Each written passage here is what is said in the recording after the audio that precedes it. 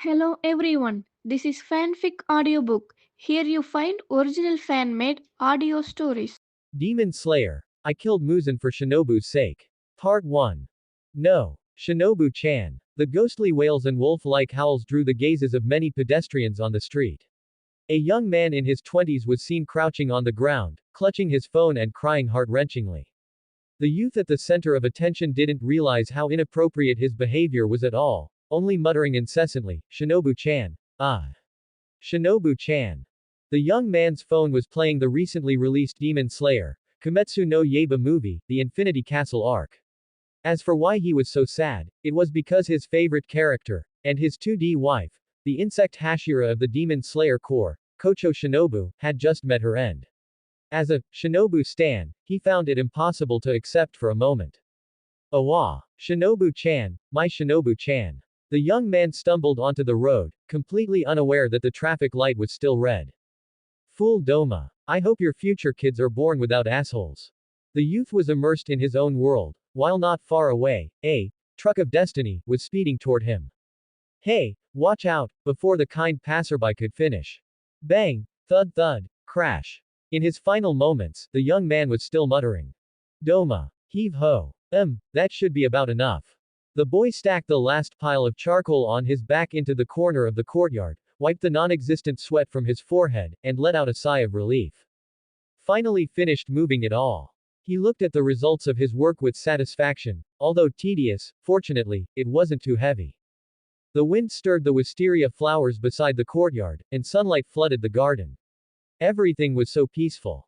The boy's name was Kamiya Yuto, the same young man who had been summoned by the truck of destiny earlier. It had been nearly 10 years since he arrived in this world. Yuto's luck was quite good, he hadn't been reincarnated directly into the deep mountains or old forests, but had appeared out of thin air in front of this mansion as an infant in swaddling clothes. The couple in the mansion had no children at the time, and they viewed the sudden appearance of the baby as a gift from the heavens. Thus, the two of them happily kept him. They had originally thought to give the child their surname, but a voice always seemed to stop them from doing so in the back of their minds. After trying over 50 times, they finally settled on the child's name, Kamiya Yuto. The male master of the house was named Kocho Shigeru, and he was Kamiya Yuto's adoptive father. The female master was named Kocho Rai, and she was Kamiya Yuto's adoptive mother. Happily, in the second year after they adopted Kamiya Yuto, Lady Rai became pregnant with their first child. 10 months later, she gave birth successfully to their eldest daughter, named Kanae Kocho. Similarly, a year later, Lady Rai became pregnant again and gave birth to another daughter. Shigeru and Rai were exceptionally happy, believing that all of this was good luck brought by Yuto. They didn't neglect Yuto just because they had biological children, instead, they loved him even more and named their second daughter Kocho Shinobu. From then on, Yuto set out on the path of the ultimate cis-con and never looked back.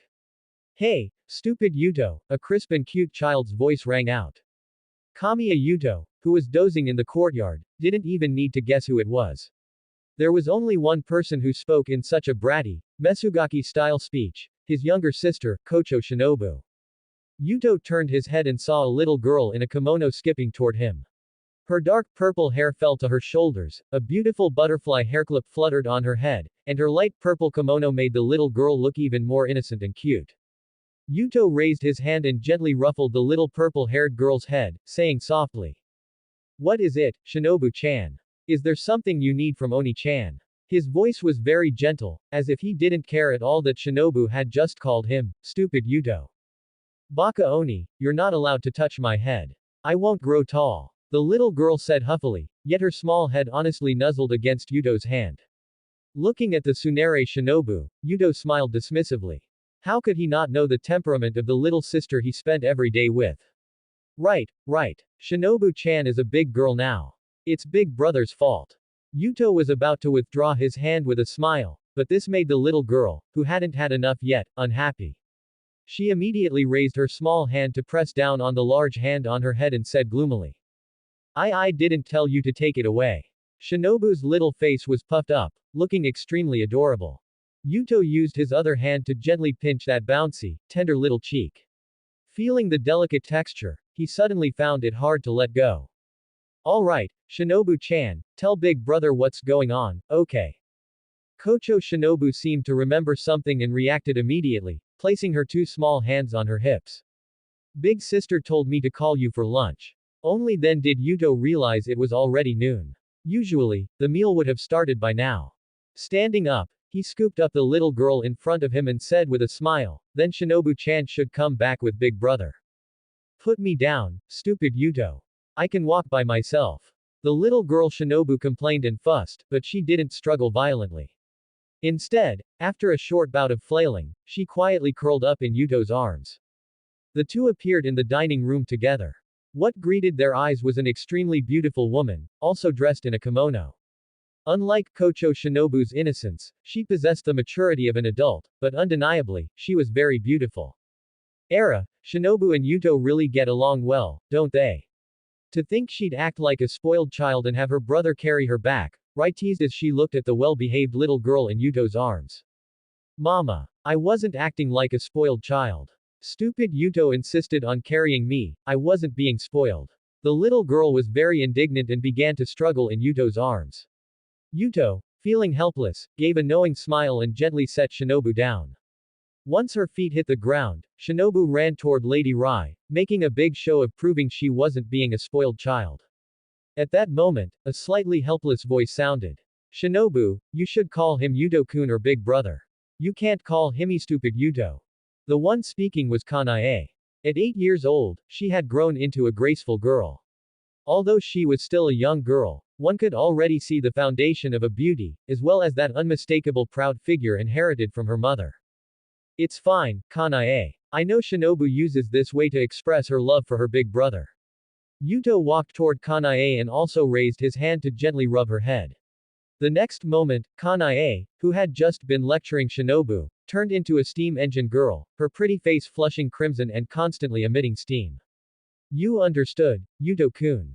In fact, it was quite strange. Ever since Kanae learned that her brother was not her biological brother, her way of addressing Yuto had changed from Oni-chan to Yuto-kun, which had made Yuto distressed and sad for a long time. After all, who wouldn't want a sweet-voiced little girl following them around calling them Oni-chan at every turn? Yuto could only express his helplessness, but he didn't force Kanae to change it back. Lady Rai, on the other hand, was watching the whole scene from the side like a spectator. In her eyes, it was just her lovely children playing around, what more could she ask for? I'm home. Along with the voice, a very gentle-looking middle-aged man walked in. He was Kamiya Yuto's adoptive father, the biological father of the Butterfly Sisters, and Madame Rai's husband, Kocho Shigeru. Just like in the original story, the Kocho family was a family of doctors. As the head of the family, Kocho Shigeru naturally had to make house calls every day, traveling between various residences in the town. Welcome home, Papa. Asterisk 3. Welcome home, honey. After leaning his medical bag in the corner, Shigeru turned around and smiled, saying, I'm home, honey, children. After taking off his coat and handing it to Madame Rai, he smiled and said, what were you all chatting about just now? I could hear you from the door. As if finding her backer, little Shinobu immediately threw herself into Shigeru's arms and complained, Papa, Mama, Big Sister, and that dummy Yuto are all bullying me. Hearing this, the smile on Shigeru's face widened. He gently rubbed the little girl's soft face and said with a laugh. How could that be? It's clearly because Shinobu is so cute that everyone likes you so much. Wah tilde Papa, you're bullying me too. Little Shinobu felt like her world was ending, even her father wasn't on her side. Also, Shinobu, you should call him Big Brother Yuto. You shouldn't call your brother a dummy. Shigeru recalled how Shinobu had just addressed Yuto and couldn't help but feel a bit helpless. Wah! You're all bullying me. As she spoke, the little girl's mouth began to pout, looking as if she were about to burst into tears. It was a sight that would make anyone who heard or saw her feel heartbroken. At this moment, Yuto, who had been watching from the sidelines for a long time, stepped forward. He squatted down and gently rubbed Shinobu's little purple hair. Alright, Shinobu, Big Brother doesn't mind what you call me. As long as you're happy, you can call me whatever you want. After saying that, looking at the soft little girl, even though Yuto had lived 2 lives, his heart was deeply moved by her cuteness, and he couldn't resist pulling her into his arms. Baka Oni. Let go of me. The little girl squirmed her body in a stubborn protest, but it was clearly ineffective. Before long, she obediently let Yuto hold her, a look of enjoyment appearing on her small face. Seeing this, Kanae expressed her helplessness. Yuto-kun, you're really spoiling her. Rai and Shigeru just smiled. They knew Yuto's personality. He was completely submissive to the two sisters, a total siskin. No, wait, it seemed the term, siskin, didn't exist in this era yet. Laughter and joy filled the entire butterfly mansion. To Yuto, such days were already perfect, peaceful and quiet, with beloved younger sisters and parents who doted on him. What more could he ask for in such a life? Late at night, on the roof of the butterfly mansion, Yuto looked up at the starry sky. The stars were twinkling, and everything was so peaceful. It had been 10 years since he arrived here. Forget about demons, he hadn't even seen wild animals very often. This made Yuto feel very lost. If it weren't for the births of Kanae and little Shinobu, he would have started to doubt if he had really come to the world of Demon Slayer. He had no system to rely on, nor did he have a portable grandpa. In this chaotic era, how was he supposed to protect Shinobu, Kanae, and his parents? But then he realized that Shinobu and Kanae were still so small, and his parents were still alive and well. Thinking of this, Yuto felt content. There was nothing wrong with living a peaceful life like this forever. Thud, thud. A sound came from behind, as if someone was climbing up. I knew Yuto-kun wouldn't go to sleep obediently. The person was naturally Kanae. The young girl tiptoed over and sat down beside Yuto. I knew Kanae would definitely find me. As expected of Kanae, Yuto teased with a smile, while naturally reaching out his arm to pull the girl beside him into his embrace. Woo. After a slight struggle, Kanae went still. Her face was flushed as she allowed herself to lean into Yuto's arms. Yuto-kun, why do you like it here so much? You seem to stay here for a long time every night. Is something on your mind? The kind-hearted girl, Kanae, looked at her brother with concern. Although she had known for a long time that they weren't blood-related, for this older boy who had taken care of her since childhood, whether they shared the same bloodline was no longer important. Nothing's on my mind, Kanae. You're overthinking it. I just really like it here because I can see so many stars from here. As he spoke, Yuto pointed upwards. Kanae looked in that direction and saw countless stars shining in the night sky. In those seas of stars, streaks of shooting stars would occasionally flash by. Kanae didn't say much, but she snuggled closer into Yuto's arms, feeling the warmth of the boy beside her. Sigh, if I haven't come to the wrong place, then this time, whether it's Kanae or Shinobu, I won't let you get hurt again. That fool Doma and that fool Muzan, I will be the one to defeat them. He gently rubbed his younger sister's head. Unlike Shinobu, the 9-year-old Kanae had a pleasant scent of wisteria on her, warm and soft like Madame Rai, making one feel at ease. This was one of the few times during the day when the two of them could spend time together quietly. It wasn't that they couldn't communicate normally, but usually, Shinobu would pop out and call Yuto stupid Oni-chan, one after another. She seemed to dislike Yuto, but in reality, she was just acting spoiled. Both Madame Rai and Yuto understood this tacitly. Occasionally, it was only the younger Kanae who would seriously tell Shinobu to correct how she addressed him. Suddenly feeling a weight on his shoulder, Yuto looked back and saw that Kanae had already fallen asleep leaning against him. She was curled up in Yuto's arms like a quiet kitten. Good night, Kanae. Yuto lowered his head and gently kissed the girl's forehead, then stood up and carried Kanae back into the house. The next day, in Yuto's room. Stupid Yuto, the sun is already shining on your butt. Hurry up and get out of bed. Kocho Shinobu stood by Yuto's bed, her small hands constantly pushing the still sleeping Yuto, as if she wouldn't stop until she woke him up. Finally, there was movement on the bed. Yuto slowly turned over, and with sleepy eyes, he muttered dissatisfiedly, "Don't be so noisy, Shinobu. Let your brother sleep a little longer." As the words fell, before the little girl could explode, Yuto grabbed Shinobu's small arm like he had anticipated it and gave it a gentle pull. Eek! With a soft cry, the previously overbearing little girl had now fallen into the arms of the big bad wolf, Yuto. As if still not satisfied, Yuto tightened his embrace and took a deep breath. Hee, it's the scent of Shinobu. Baka Oni, let go of me. Dummy, Baka Yuto. 5 minutes later, Shinobu seemed tired of scolding. Seeing that Yuto on the bed still wasn't moving, she had no choice but to give up her struggle. The little girl wiggled her body to find a comfortable position and leaned into Yuto's arms. Her eyelids gradually became heavy, and before long, she also fell asleep. Outside, Madame Rai had been waiting for a long time. Seeing that Shinobu still hadn't come out, she sent Kanae to see what was going on. Another 10 minutes passed. Madame Rai's brow twitched, and she finally couldn't hold back and decided to go see for herself, not for any other reason than because Kanae hadn't returned either. Gently sliding open the wooden door to Yuto's room, she said, "Era, you all really do get along well." The corners of Madame Rai's mouth curled up slightly. What met her eyes was Shinobu fast asleep, sprawled in Yuto's arms with one small foot resting on his stomach, and Kanae lying by Yuto's side, tightly hugging his arm as she slept. Finally, there was Yuto, who had woken up not long ago and was now unable to move, looking helpless at the scene. "Mom, save me. Oh my, our Yuto is really popular tilde." Madame Rai's smile widened, and she couldn't help but start teasing Yuto. "My dear mother, please stop with the sarcasm and come save me." Although being surrounded by two cute younger sisters was a very happy thing for Yuto, right now, he really needed to use the bathroom. After another bout of fussing, it finally ended with Kanae running away with a flushed face and little Shinobu shyly burying herself in Madame Rai's arms. Shigeru had gone out on a house call earlier, leaving only Lady Rai, the Butterfly Sisters, and Yuto at home. Everyone sat at the dining table. Kanae and Shinobu sat together, Lady Rai sat across from them, and Yuto sat at the head of the table, waiting for his mother to serve the rice. Initially, Yuto resisted Lady Rai's seating arrangement, but her attitude was very firm. She stated that Yuto was the future head of the family, and when Shigeru was not home, the head seat should be occupied by Yuto. The Butterfly Sisters didn't say much about it. After all, he was their brother, even if they weren't related by blood, etiquette must be observed.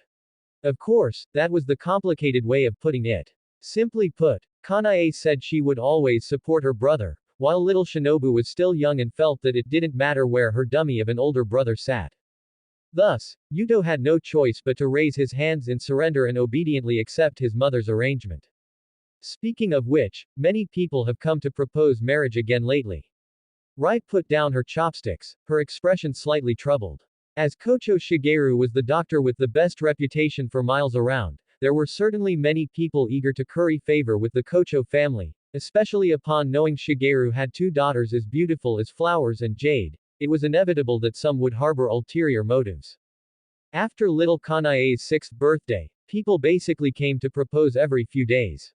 However, most were either sent away by Yuto or turned back by Lady Rai on the grounds that the head of the family was not home. Hearing this, Kanae's body stiffened, and her grip on her chopsticks tightened slightly, her fingertips beginning to turn pale. Just as she was about to speak. Huh. Again. How old is Kanae? Are these people perverts? As a proper modern person, Yuto disliked the form of arranged marriage from the bottom of his heart.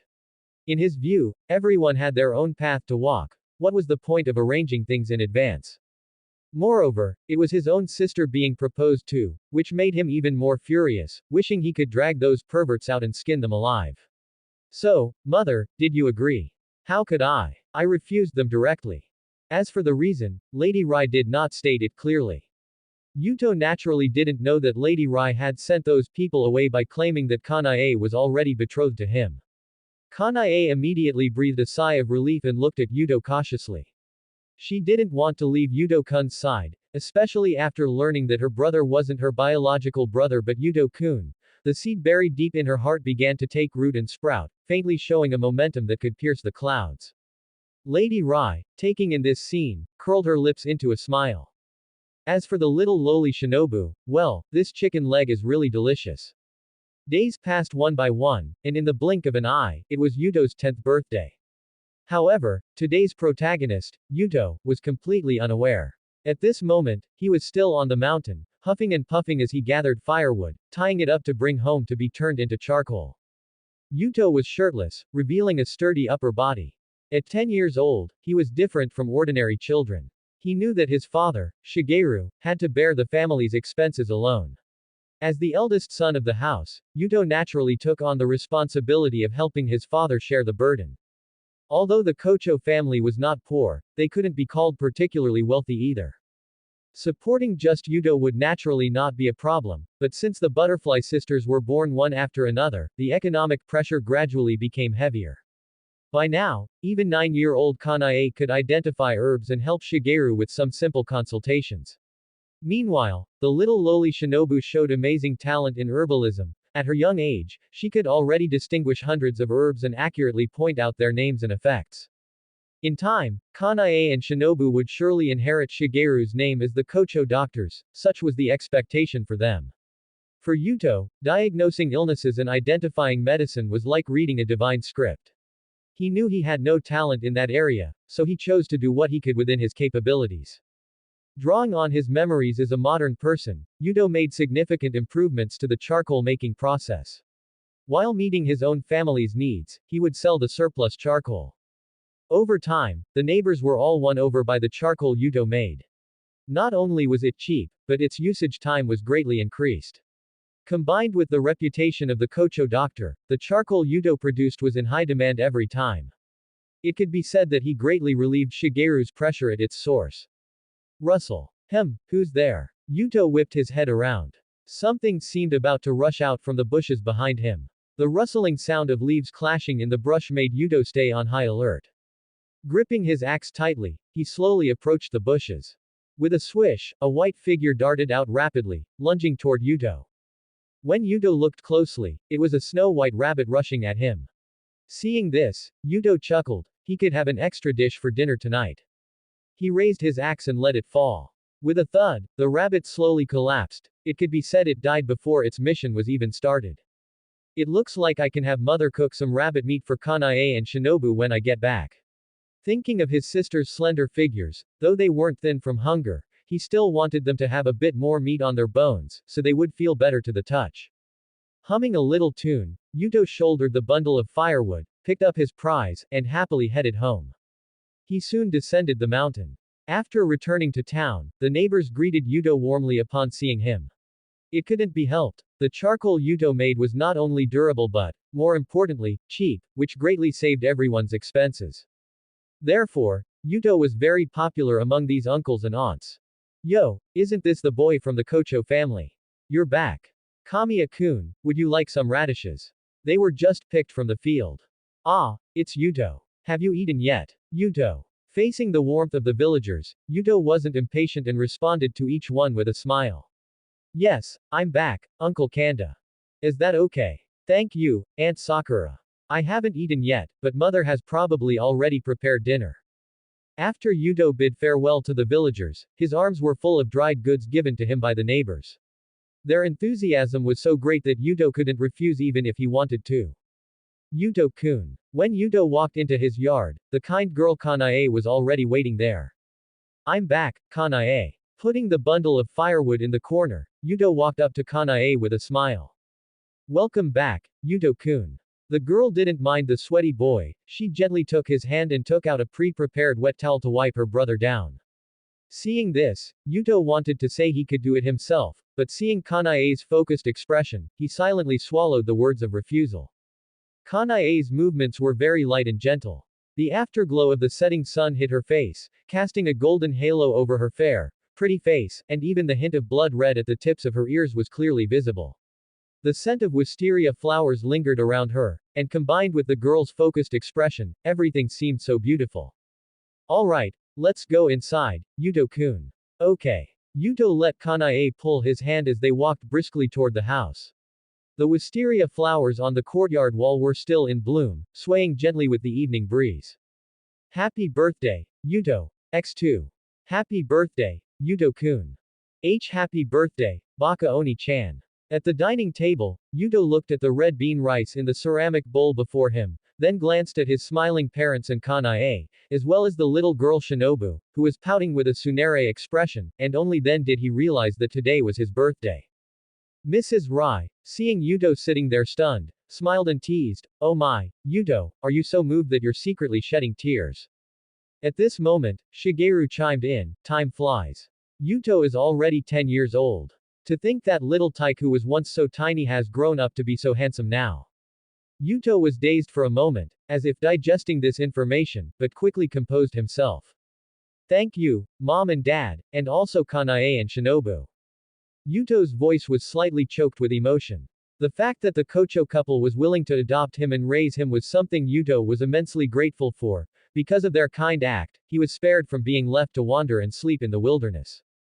And the arrival of Kanae and Shinobu enriched Yuto's life even more, bringing him endless warmth and companionship.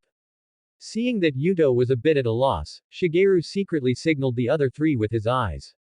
Kanae immediately understood, quietly taking out the gift she had prepared long ago from under the table. Yuto-kun, this is a gift I prepared for you. I hope you like it. Yuto carefully took the gift Kanae handed him. It was a purple scarf with a beautiful butterfly embroidered on it. Holding it in his hands, the fuzzy texture felt very comfortable, showing how much hard work the person who made it had put in. Thank you, Kanae, I love it. Yuto put the scarf away, a heartfelt smile spreading across his face, and raised his hand to gently stroke Kanae's little head. Why Yuto? Yuto-kun, I'm glad you like it. With a pop, Kanae's little face turned bright red, and her speech became stuttering. Despite this, she did not resist Yuto's petting. Deep down, she even enjoyed it a little. Watching this scene, Mrs. Rai and Shigeru couldn't help but curl their lips upward, then looked at Shinobu, who was still somewhat hesitant. Mrs. Rai deliberately urged her. Shinobu, your sister has already given her gift. When do you plan to give your gift to Yuto? Upon hearing this, Shinobu's body trembled violently, her cute face visibly turning crimson. She gripped her hem tightly with both small hands. I know, she said, as if having made up her mind. With a swish, she stood up from her seat, walked around the dining table, and went straight to Yuto. She looked at her sister Kanae first, as if seeking encouragement. Kanae gazed at her sister gently, silently cheering her on. The next moment, Yuto widened his eyes in shock. Mua tilde. The little girl quickly pecked Yuto on the cheek. With her face flushed red, she gathered her courage. Happy birthday, Oni-chan. Shinobu kept her head lowered, she was too embarrassed to look at Yuto's face now. That one moment just now had exhausted all her courage. Feeling the fleeting warmth and softness on his cheek, Yuto slowly came back to his senses. Shinobu just kissed me on her own initiative. With this realization, a jubilant Yuto pulled the little girl, who was acting like an ostrich, into his arms. He vigorously rubbed her bouncy, cute face, forcefully feeling the softness of the tiny little thing against his chest. Thank you, Shinobu. Big brother really likes Shinobu's gift. After saying this, Yuto cupped the little girl's face. Meeting Shinobu's sparkling eyes, he returned the favor by kissing her between the brows. Immediately after, he hugged the little girl tightly again, not letting her leave. Oh my, Shinobu, it seems your big brother really likes your gift. Witnessing this scene, Mrs. Rai smiled while not forgetting to tease the little girl. Subsequently, Shinobu began to struggle in Yuto's arms. Baka Oni, let me go. Seeing this, Yuto had no choice but to release Shinobu. He looked at his mother with a resentful expression, as if saying, see, it's all your fault, now Shinobu won't let me hug her. Shinobu quickly ran back to her seat. As soon as she sat down, she met her sister Kanae's teasing gaze and was interrupted just as she was about to speak. Shinobu really likes Yuto-kun tilde. Even when it was my birthday, Shinobu didn't kiss me. Kanae's tone was deliberately laced with a bit of resentment and heartbreak, as she quietly glanced at her sister, who was sitting there at a loss. Sure enough, Kocho Shinobu's face turned bright red again, and steam faintly began to rise from her little head, yet she still stubbornly said, who likes him? That Baka Oni. After saying this, she turned her head away in a tsundere manner, but her slightly trembling shoulders betrayed the fact that she was feigning composure. So Shinobu doesn't like big brother. Yuto is going to be sad then tilde. Mrs. Rai said, giving Yuto a, look. Yuto immediately understood and, cooperating with his mother's words, feigned disappointment and lowered his head. Shinobu, look, big brother has become very depressed. Upon hearing this, Kocho Shinobu immediately looked up. What met her eyes was Yuto's dark and indecipherable expression. Being young, she didn't understand the adults' tricks and immediately became nervous. However, she was too embarrassed to directly express her love for Oni-chan, yet seeing him look increasingly dejected, her little heart felt as if it were being pinched. I don't dislike Oni-chan. I like Oni-chan the most. She came to Yuto's side again, her little head close to Yuto's ear, her face full of nervousness, and whispered. After speaking, once again, her small lips touched Yuto's cheek. Unlike the fleeting moment from before, this time, she kissed him for a long while in front of everyone. Finally, seemingly reformed by the little girl, Yuto quietly raised his head again, meeting Kocho Shinobu's sparkling eyes, which were brimming with shyness and unease. The already cute little girl now made Yuto's protective instincts explode. In other words, she was adorably lethal. I like Shinobu the most too. Yuto's voice was very soft. Leaning close to the little girl's ear, his breath lightly brushed against her earlobe as he spoke, making her already rosy little face seem like it could drip blood in the next second. Suppressing the excitement in his heart, Yuto gently stroked the little girl's lovely face. The tender, warm sensation kept coming from his fingertips, and for a moment, he couldn't bear to stop. The little girl instinctively wanted to resist Yuto's large hand, but thinking of the dejected look Oni-chan had earlier, she had no choice but to quietly endure it. After all, she didn't dislike it, she even felt it was very comfortable. On the side, seeing this scene, Kanae puffed out her cheeks with slight dissatisfaction, casting a somewhat resentful gaze toward Yuto, though it quickly disappeared. Mrs. Rai witnessed the whole thing, including the fleeting little emotion Kanae had just shown. Thinking of this, the smile on her face became even brighter. And the old father, Shigeru, who had been watching the drama the whole time, silently ate his meal. He felt very gratified that his son and daughters could get along harmoniously. As for his daughter's feelings toward Yuto, he felt that they were all still young, so there was no need to rush, things would be fine when they grew up. After dinner, Yuto, who had volunteered to do the dishes, was pushed out of the kitchen by Madame Rai. She said, Yuto is the birthday boy today, you don't have to do it. Then, Kanae and Madame Rai washed them together. Helpless, Yuto had no choice but to follow his mother and sister's wishes and left the kitchen. In the courtyard, Yuto sat on the veranda, feeling a bit idle. His father, Shigeru, had already gone to sleep. After all, he had to go out for house calls tomorrow, so sleeping early and waking early had become his lifestyle. In this era where electric lights were not yet widespread, families who could use them were not just wealthy, but high-ranking officials and nobility. It wasn't something an ordinary family like theirs could afford. At that moment, the clack clack of Geta echoed on the veranda. Yuto turned his head and saw a sleepy-eyed little girl walking toward him. Drowsy, she rubbed her eyes with her small hands, looking like she was heading back to her room to sleep. Shinobu, what's wrong? Why are you still out here so late? Yuto was a bit curious. Normally, the little girl would have been tucked in bed by now and wouldn't be walking around outside at this time. Hottie tilde. I see. Then go to sleep quickly, Shinobu. Tilde. Clearly, her consciousness was already starting to waver. I want Oni-chan to carry me tilde. Little Shinobu tottered toward Yuto. The next second, her body suddenly relaxed, and she leaned toward Yuto. Watch out. Yuto reacted quickly and caught her in his arms.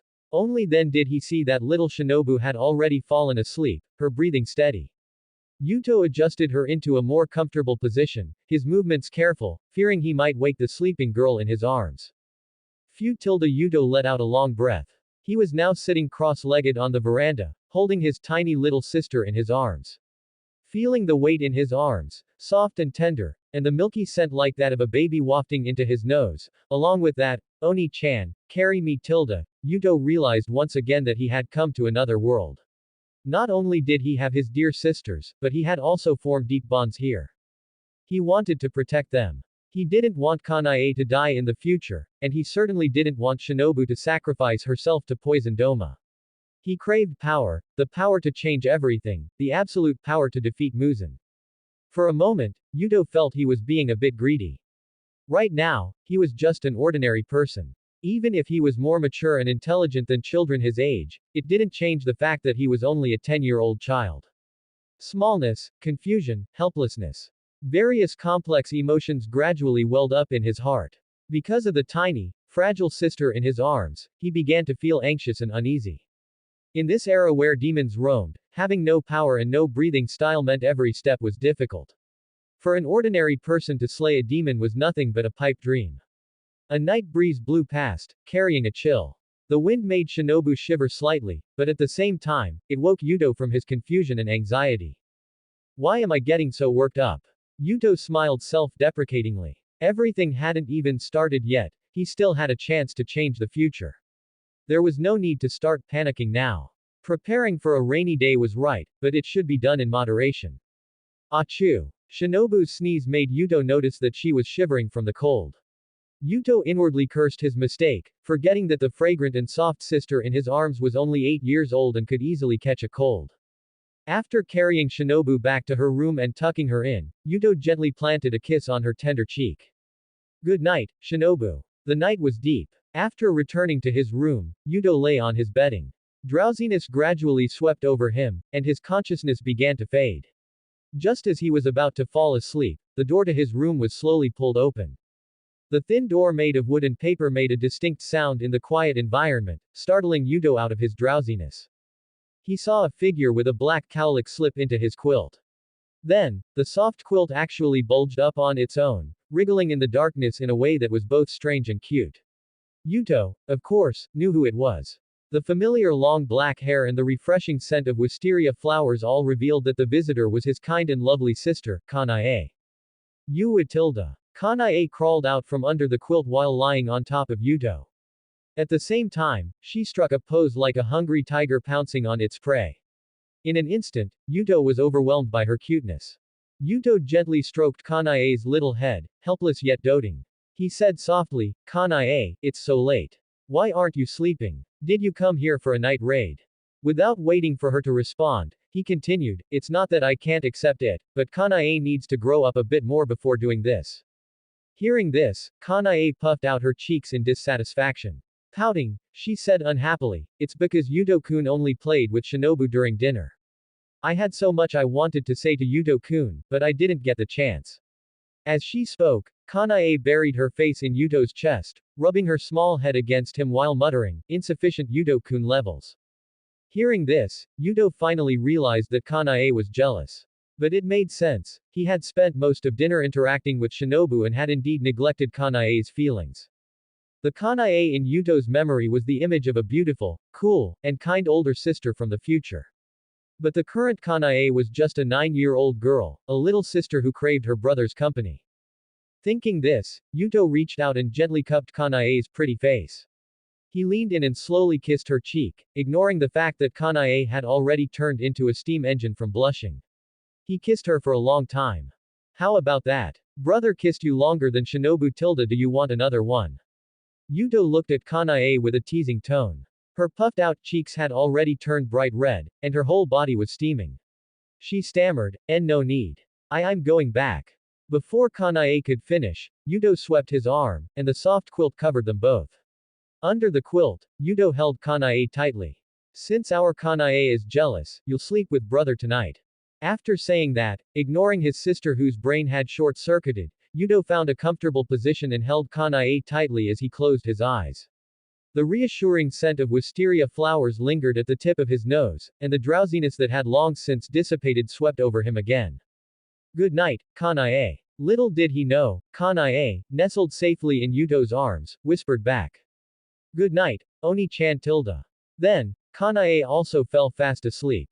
On the courtyard wall, the wisteria flowers swayed in the night breeze. A faint, shimmering glow was visible, but it quickly faded. The wind rose, and flowers fell. The night passed in silence. The next day, Yuto's consciousness slowly drifted back. When he opened his eyes, he saw the familiar room, smelled the familiar scent, and felt the familiar. A strange sensation coming from his arm and beneath him forced him to look down instinctively. That's right, it still is robust as usual. Yuto was a bit puzzled, but then the familiar scent of wisteria drifted into his nose. He slowly turned his head and finally understood. Kanae was curled up beside him, sleeping peacefully. Her small head rested on one of Yuto's arms, and a fair, slender leg was draped over Yuto's thigh. Her delicate toes were curling slightly, and one small hand was tightly clutching Yuto's sleeve. The collar of her kimono was slightly open in front, and a patch of rosy, fair skin was quietly exposed to the air, rising and falling slightly with her breathing. Gulp. Yuto subconsciously swallowed. Although he knew that she, like Shinobu, was his sister, the visual impact before him was quite significant for someone who had lived 2 lives yet remained single. Calm down, calm down. Kanae is my sister. Amitabha, form is emptiness, emptiness is form. Yuto silently recited a heart-calming mantra, and after a good while, he finally regained his composure. As if having been stared at for too long, Kanae turned over somewhat dissatisfied. Her consciousness gradually returned, and she slowly opened her eyes. Her light purple eyes were misty with the morning haze. She turned around and met someone's gaze. Ah, Good morning, Kanae. Seeing that she had woken up, Yuto had no choice but to greet her awkwardly. Good morning, Yuto-kun. Yuto-kun. When Kanae realized she was lying next to Yuto, resting on his arm in an extremely unladylike posture and draped over him, her fair little face instantly turned beet red. Even the small tuft of hair on top of her head began to tremble wildly. Although Kanae, Shinobu, and Yuto had all slept in the same room when they were little, Shigeru decided to have the sisters sleep separately from Yuto after little Shinobu's 6th birthday. At first, Kanae wasn't used to nights without her brother by her side and even secretly shed a few tears. But ever since she learned that her brother wasn't actually her brother but Yuto-kun, Kanae became like a different person. She went from calling him Oni-chan to Yuto-kun, and from being unaccustomed to nights without her brother to gradually starting to adapt. Returning to the present, Kanae was spending the night with Yuto once again. Although it felt a bit awkward, her heart felt warm. It was still that familiar, reassuring scent from Oni, no, from Yuto-kun. Good morning, Yuto-kun. Kanae managed to squeeze out a few syllables, her voice as soft as a mosquito's buzz, but Yuto still heard her clearly. The sunlight from outside crept into the room. The morning sun shone on their faces, warm and very reassuring. Knock, knock, knock tilde. The sound of rapid knocking was accompanied by little Shinobu's anxious voice. The door was pulled open with a clatter. Oni-chan, this is bad. Big sister is Miss Ing. The little girl looked a bit dazed at her sister, whom she had been searching for and worrying about for a long time, now lying in Oni-chan's bed, resting on Oni-chan's arm, with her leg draped over Oni-chan. Shinobu. In her eyes, Kanae currently looked like she was acting spoiled and wouldn't let Yuto get out of bed. However, at her young age, how could she understand Kanae's state? Even if that were the case, she now thought Yuto was the one not letting Kanae get up and was bullying her sister. Baka Oni, don't bully big sister. With that, the little girl lunged at Yuto like a hungry tiger. She opened her small mouth and bit down on Yuto's shoulder. Hiss tilde Shinobu, gentler, gentler. I didn't bully Kanae. Yuto could feel the pain coming from his shoulder. But he didn't dare use force to break free. After all, the little girl had just finished changing her teeth. If he accidentally broke one of them, he would be worried to death. Having no other choice, he looked to Kanae for help and gently placed his other hand on Shinobu's small head to soothe her. Look, Shinobu, brother really didn't bully Kanae. Beside them, Kanae also sat up immediately. Although the blush on her pretty face hadn't completely faded, she was moved by Kocho Shinobu's actions. I didn't expect Shinobu to protect me so bravely just because she thought I was being bullied by Yuto-kun. Thinking of this, Kanae couldn't help but feel a bit ashamed, as she had been jealous last night that Shinobu had monopolized Yuto-kun for so long. But the current situation was more important. Shinobu, look, big sister is fine. Yuto-kun didn't bully big sister. She gently patted Shinobu's back to comfort her, which finally made the little girl let go and look at Yuto suspiciously. Really? Asterisk 2. Yuto and Kanae nodded hurriedly. Then why was big sister lying next to Baka Oni-chan? The little girl had sat back up by now, but she was sitting on top of Yuto. That's because your sister accidentally tripped just now. Oni-chan tried to help her up, but I tripped too. Yes, exactly, that's what happened. Seeing how certain they both were, Shinobu was about to apologize to Yuto, but then she thought of something. Her face puffed up and she pouted. Baka Oni, I'm not going to apologize. The two looked at each other and smiled. Yuto shook his head dismissively, sat up, and pulled the little girl into his arms. It's okay, Shinobu. Oni-chan has already received your feelings. Yuto stood up holding Kocho Shinobu and reached out a hand to Kanae. Let's go, Kanae. Mom should have breakfast ready by now. Baka Oni, put me down quickly. I can walk by myself. Ignoring his sister's struggles, Kanae looked at the hand reached out to her, coupled with the boy's warm smile. Her heart began to race. She subconsciously took hold of that large hand, stood up, and replied softly. Blushing, she held Yuto's hand tightly. Shinobu's shouts gradually faded away, and everything around her seemed to have been muted, leaving only the irrepressible thumping of her own heart. The three of them arrived at the dining room. Lady Rai's gaze scanned them up and down. When she saw Shinobu, who had calmed down and was snuggled in Yuto's arms, and Kanae, who was tightly holding Yuto's left hand, she understood what had happened. She wanted to laugh but felt it was inappropriate for a mother to do so. Finally, she looked at Yuto and Kanae with a teasing look, making them both feel a bit embarrassed, yet they still didn't let go of each other's hands. As for Shinobu, Lady Rai essentially felt, it's fine, she's still young, let her go off and play. And so, amid Lady Rai's constant teasing and Kanae's continuous blushing and shyness, Yuto finished today's breakfast. Time flies, and in the blink of an eye, 3 years have passed. During this time, Yuto did not forget the dangers of the world he lived in. Samurai, Ronin, and those demons that haunted the night, various unsafe factors hung over Yuto's head like the sword of Damocles. He constantly honed his body. Without a breathing style, he would first train his physical form to its absolute limit. The water vats at home, the tree stumps on the mountains, and the fierce beasts in the jungle, all of these, without exception, were Yuto's best sparring partners. While he couldn't say he could easily win against tigers and brown bears, holding his own was no problem. One must remember that Yuto was only 13 years old, and his body was far from fully developed. There was only one reason driving him to work so desperately, the destruction of the Butterfly Mansion. In the original story, on a certain night during the year Kanae turned 13, a demon broke into their home. Their father, Shigeru, and mother, Rai, died one after another at the hands of the demon to protect the two sisters.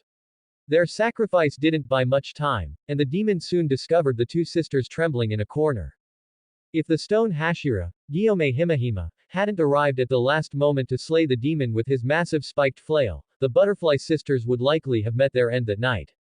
One more year. Yuto sat on a flat tree stump, surrounded by dense jungle, his axe standing quietly beside him as he murmured.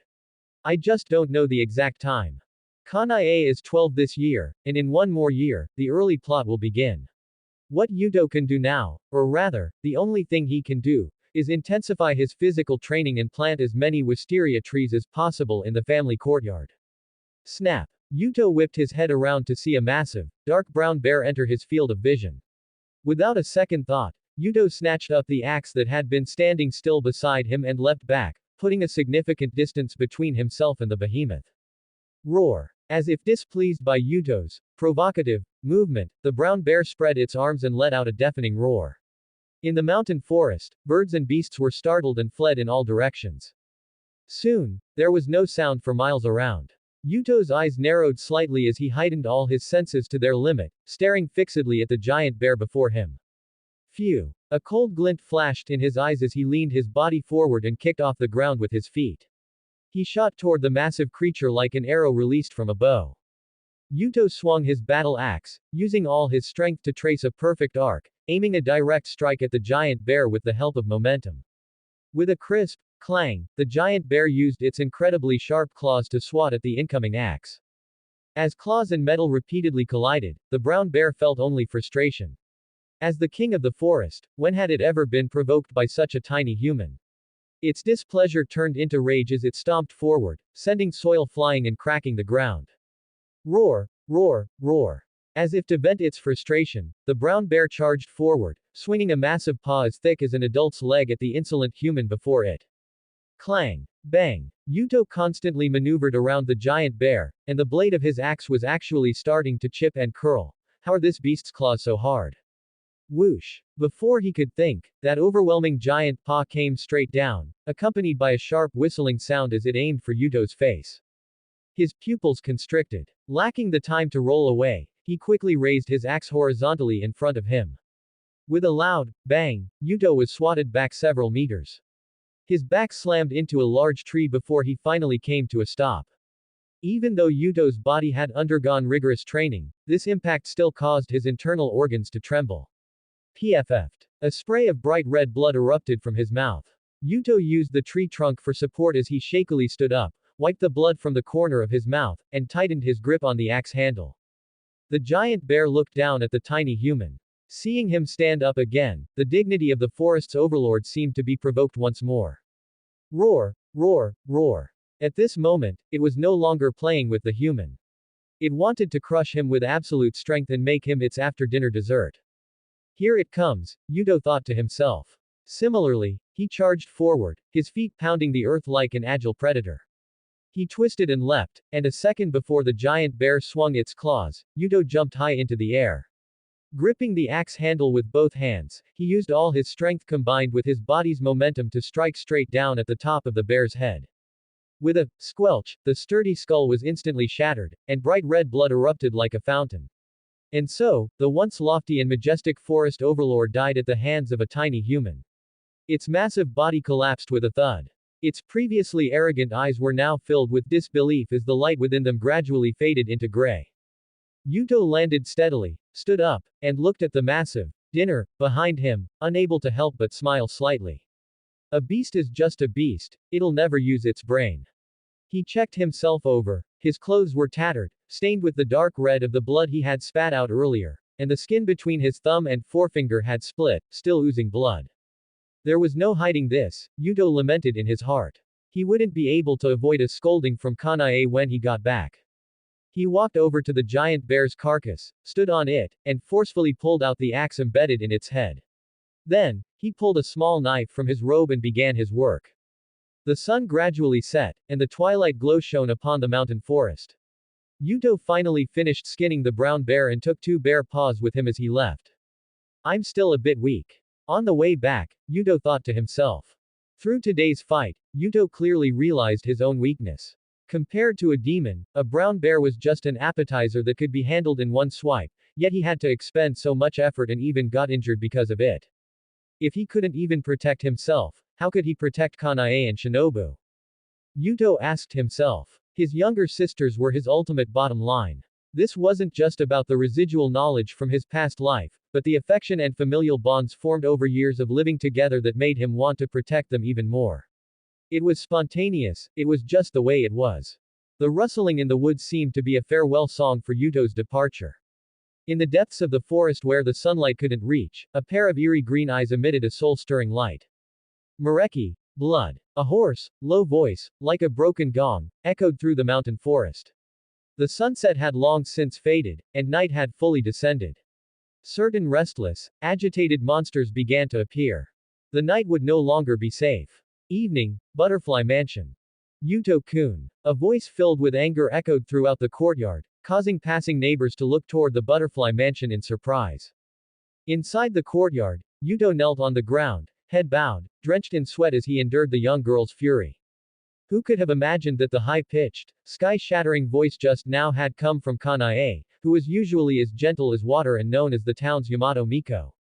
At this moment, Kanae's eyes were brimming with tears, her rims red, and her usual calm, gentle image had completely vanished. Why, Yuto-kun? Tell me, why would you do something so dangerous? Her voice had already begun to tremble as she looked at the bruised Yuto before her, his clothes in tatters, especially noting the traces of blood at the corner of his mouth and the bruises covering his exposed skin. Kanae's heart felt as if it were bleeding. She was so afraid that Yuto would simply disappear from her side, afraid she would never see her brother again, afraid that he would be missing from the rest of her life. Hot teardrops slid down her flushed face, dripping onto the ground. Hey, Yuto-kun, tell me, why did you do this?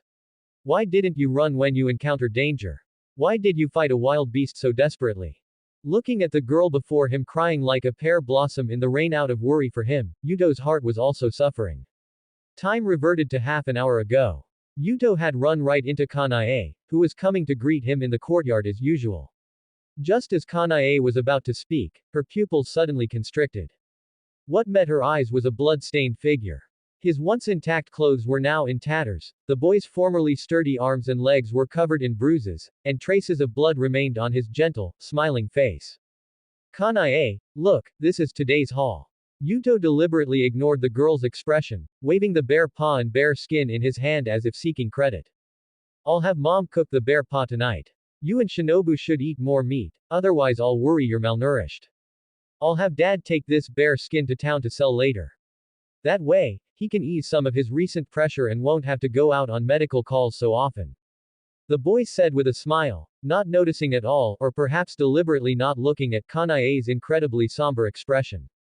Yuto knew he had made a mistake and recounted everything that happened, though he deliberately concealed the details of the fight with the giant bear.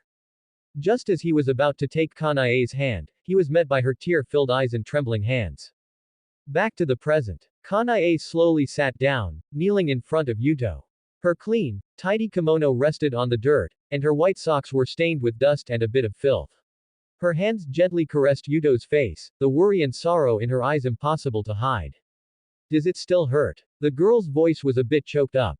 She reached for Yuto's arm, touching him gently as if holding a precious treasure. As the large bruises and wounds came into view, tears burst from her eyes once more.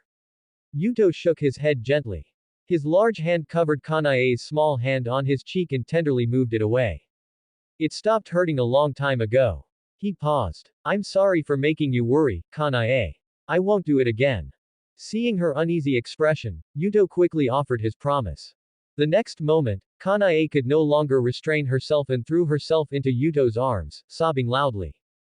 In truth, it wasn't just Kanae who was afraid. Yuto's own heart was filled with lingering fear. Recalling everything that had happened, the figures of his family had long since taken root in his heart, and he too was afraid of losing them. Kanae's crying awakened the deepest softness in Yuto's heart. What was he fighting so hard for? Why was he working so hard? Wasn't it all to prepare for the near future? Sigh, it's so difficult because I haven't had systematic training and can't use a breathing style, Yuto thought to himself, his hands continuously patting Kanae's back to soothe her. Anyway, I can't let Kanae worry anymore. Yuto secretly made up his mind, swearing that he would never let his beloved sister shed tears because of him again. But speaking of which, where did Shinobu and Mom go? Yuto was a bit curious. Logically, with such a big commotion, Lady Rai and Shinobu should have come out long ago to join Kanae in her denunciation assembly against him. This left him a bit puzzled for a moment. After a long while, Kanae's sobbing gradually subsided. Perhaps because she hadn't cried in a long time, her eyes were slightly red and swollen. He gently took Kanae's small hand and tenderly wiped away the remaining tears from the corners of her eyes. Stop crying, stop crying. If you keep crying, Kanae will turn into a little calico cat. Hearing this, Kanae broke into a smile through her tears and raised her delicate hand to lightly swat Yuto's chest. Yuto-kun is really mean. Yuto helped Kanae slowly stand up and helped her brush the dust off her kimono. By the way, it's been so long, where did Mom and Shinobu go? Thinking of Lady Rai's personality, Yuto couldn't help but chuckle. She would definitely have joined Kanae in scolding him, while Shinobu would be on the side constantly saying, Baka, Baka, it would be quite cute, regardless. Mom took Shinobu out to buy fruit. She originally wanted me to go with them. Saying this, Kanae unconsciously lowered her head, looking a bit shy. Oh. Then why didn't our Kanae go? Yuto looked at Kanae teasingly, gently lifting her chin to look her in the eye. Because. Because what? Because I didn't want Yuto-kun to come home to an empty house. Kanae mustered her courage and spoke her inner thoughts. Then she lowered her head again, her movements flustered and clumsy. She looked both bashful and adorable. Looking at the girl before him who had already grown into a graceful young lady, Yuto only wanted to hold her tight and cherish her. He thought it, and he did it. With a gentle pull, Kanae was drawn into Yuto's embrace. Why is Yuto-kun, again? Before Kanae could cry out in surprise, she was enveloped in a sense of warmth. Leaning against the boy's solid chest and listening to his intoxicating heartbeat, Kanae felt that nothing else mattered at this moment. As long as she had his company, she would go through fire and water without hesitation. Kanae really is too thin. Yuto measured Kanae's small waist with his hand. Even through a layer of fabric, it couldn't hide her slender, tight, and exquisite curves. Feeling his large hand constantly stroking her, Kanae couldn't help but let out a soft moan. Ah tilde. She immediately covered her small mouth. Her bashful and indignant look left Yuto dazed. It wouldn't be an exaggeration to describe the beautiful scene before him as a feast for the eyes. Hiss. Kanae, gentle, please. Yuto-kun, I haven't even touched you yet. Hearing this, Yuto, who was lying face down on the bedding, gave a dry laugh. I'm just practicing. Otherwise, it would be so embarrassing if I screamed out later. Seeing his shameless look, Kanae's somewhat gloomy mood couldn't help but dissipate a bit. Oh tilde then Yuto-kun better hold it in later. I won't be showing any mercy. Kanae emphasized the words showing any mercy, particularly heavily. Yuto broke into a cold sweat upon hearing that, secretly grumbling in his heart. You said I was mischievous, but I think you're the most mischievous one, Kanae. Perhaps sensing Yuto's gaze, Kanae deliberately raised her eyebrows, feigning anger as she scolded. Yuto-kun, are you thinking about something rude? No, no. Then I'm going to start tilde 1, 2. To this day, it is still unknown what happened in Yuto's room that night. It's just that later, hearing people talk about that pig slaughtering like howl still left everyone bewildered. Days passed like this. Yuto's life remained a routine of 2 points and 1 line, going up the mountain to chop wood and coming home to sleep. For him, it was rich and fulfilling. In the blink of an eye, more than half a month had passed since Yuto was injured. On this day, after Kanae went out to bring food to her father, Shigeru, Madame Rai discovered that the bamboo basket used for grocery shopping was broken. This is a bit bad, it's broken so much that it can't be fixed anymore. Madame Rai looked at the bamboo basket, which had become weathered from long-term moisture, and felt a bit of a headache. Sigh, forget it. It's been many years anyway. I'll let Shinobu go buy one. Thinking this, Madame Rai came to the door of Shinobu and Kanae's room. Just as her delicate hand was raised to knock, Baka Oni, are you cheating? Why am I left with the Joker again? Inside the room, Shinobu and Yuto were sitting on the floor facing each other. They were holding a deck of poker cards and playing Old Maid. Clearly, our little loli had lost again and again. Yuto was a bit helpless. It wasn't that he looked down on her, but the little loli's expressions were just too obvious. Whenever he was about to draw the Joker, the little girl's gloating expression was so conspicuous he couldn't ignore it. Shinobu, let's speak with a conscience. Your Oni-chan didn't cheat. It's just that your expressions are too easy to read. Ever since Yuto brought poker cards from his past life here, the little loli had become addicted. As long as she was free, she would pester him to play for a long time every day. Of course, Shinobu lost every single time.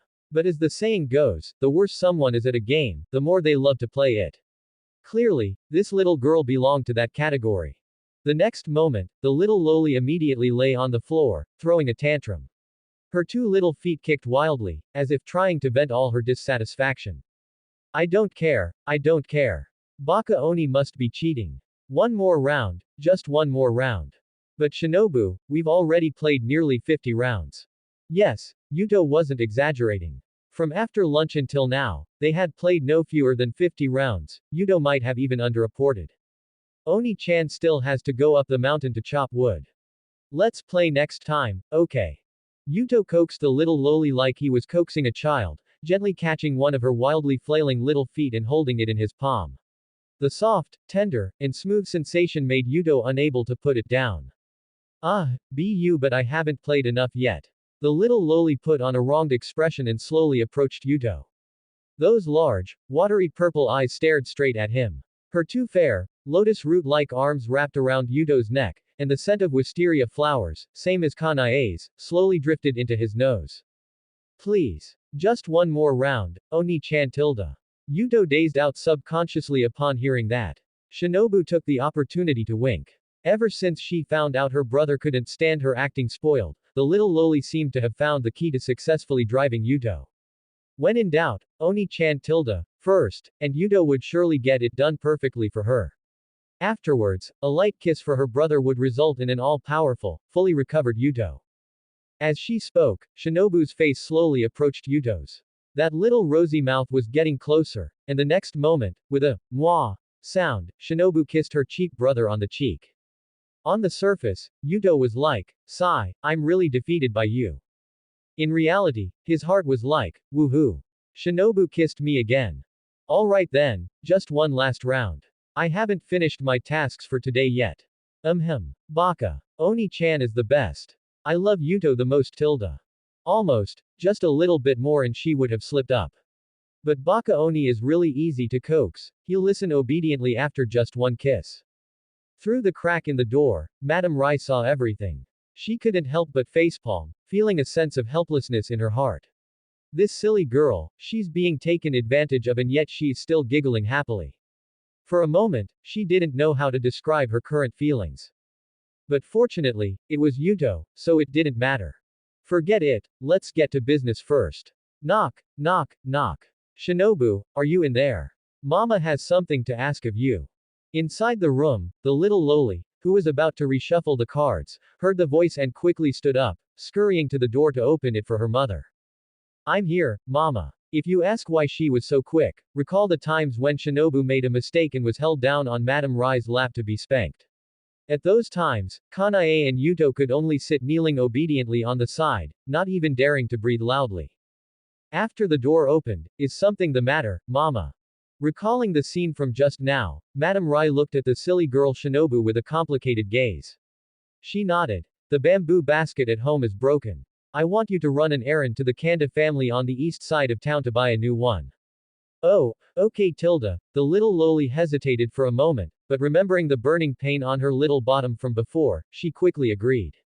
After saying that, she looked at Yuto again. She remembered how he used to go up the mountain to chop wood and make charcoal to sell since he was very young to help alleviate the family's financial pressure, and she couldn't help but feel a bit sorry for him. Yuto, you don't have to go chop wood today. Why don't you accompany Shinobu to buy the basket in a bit? Hearing this, Yuto hesitated.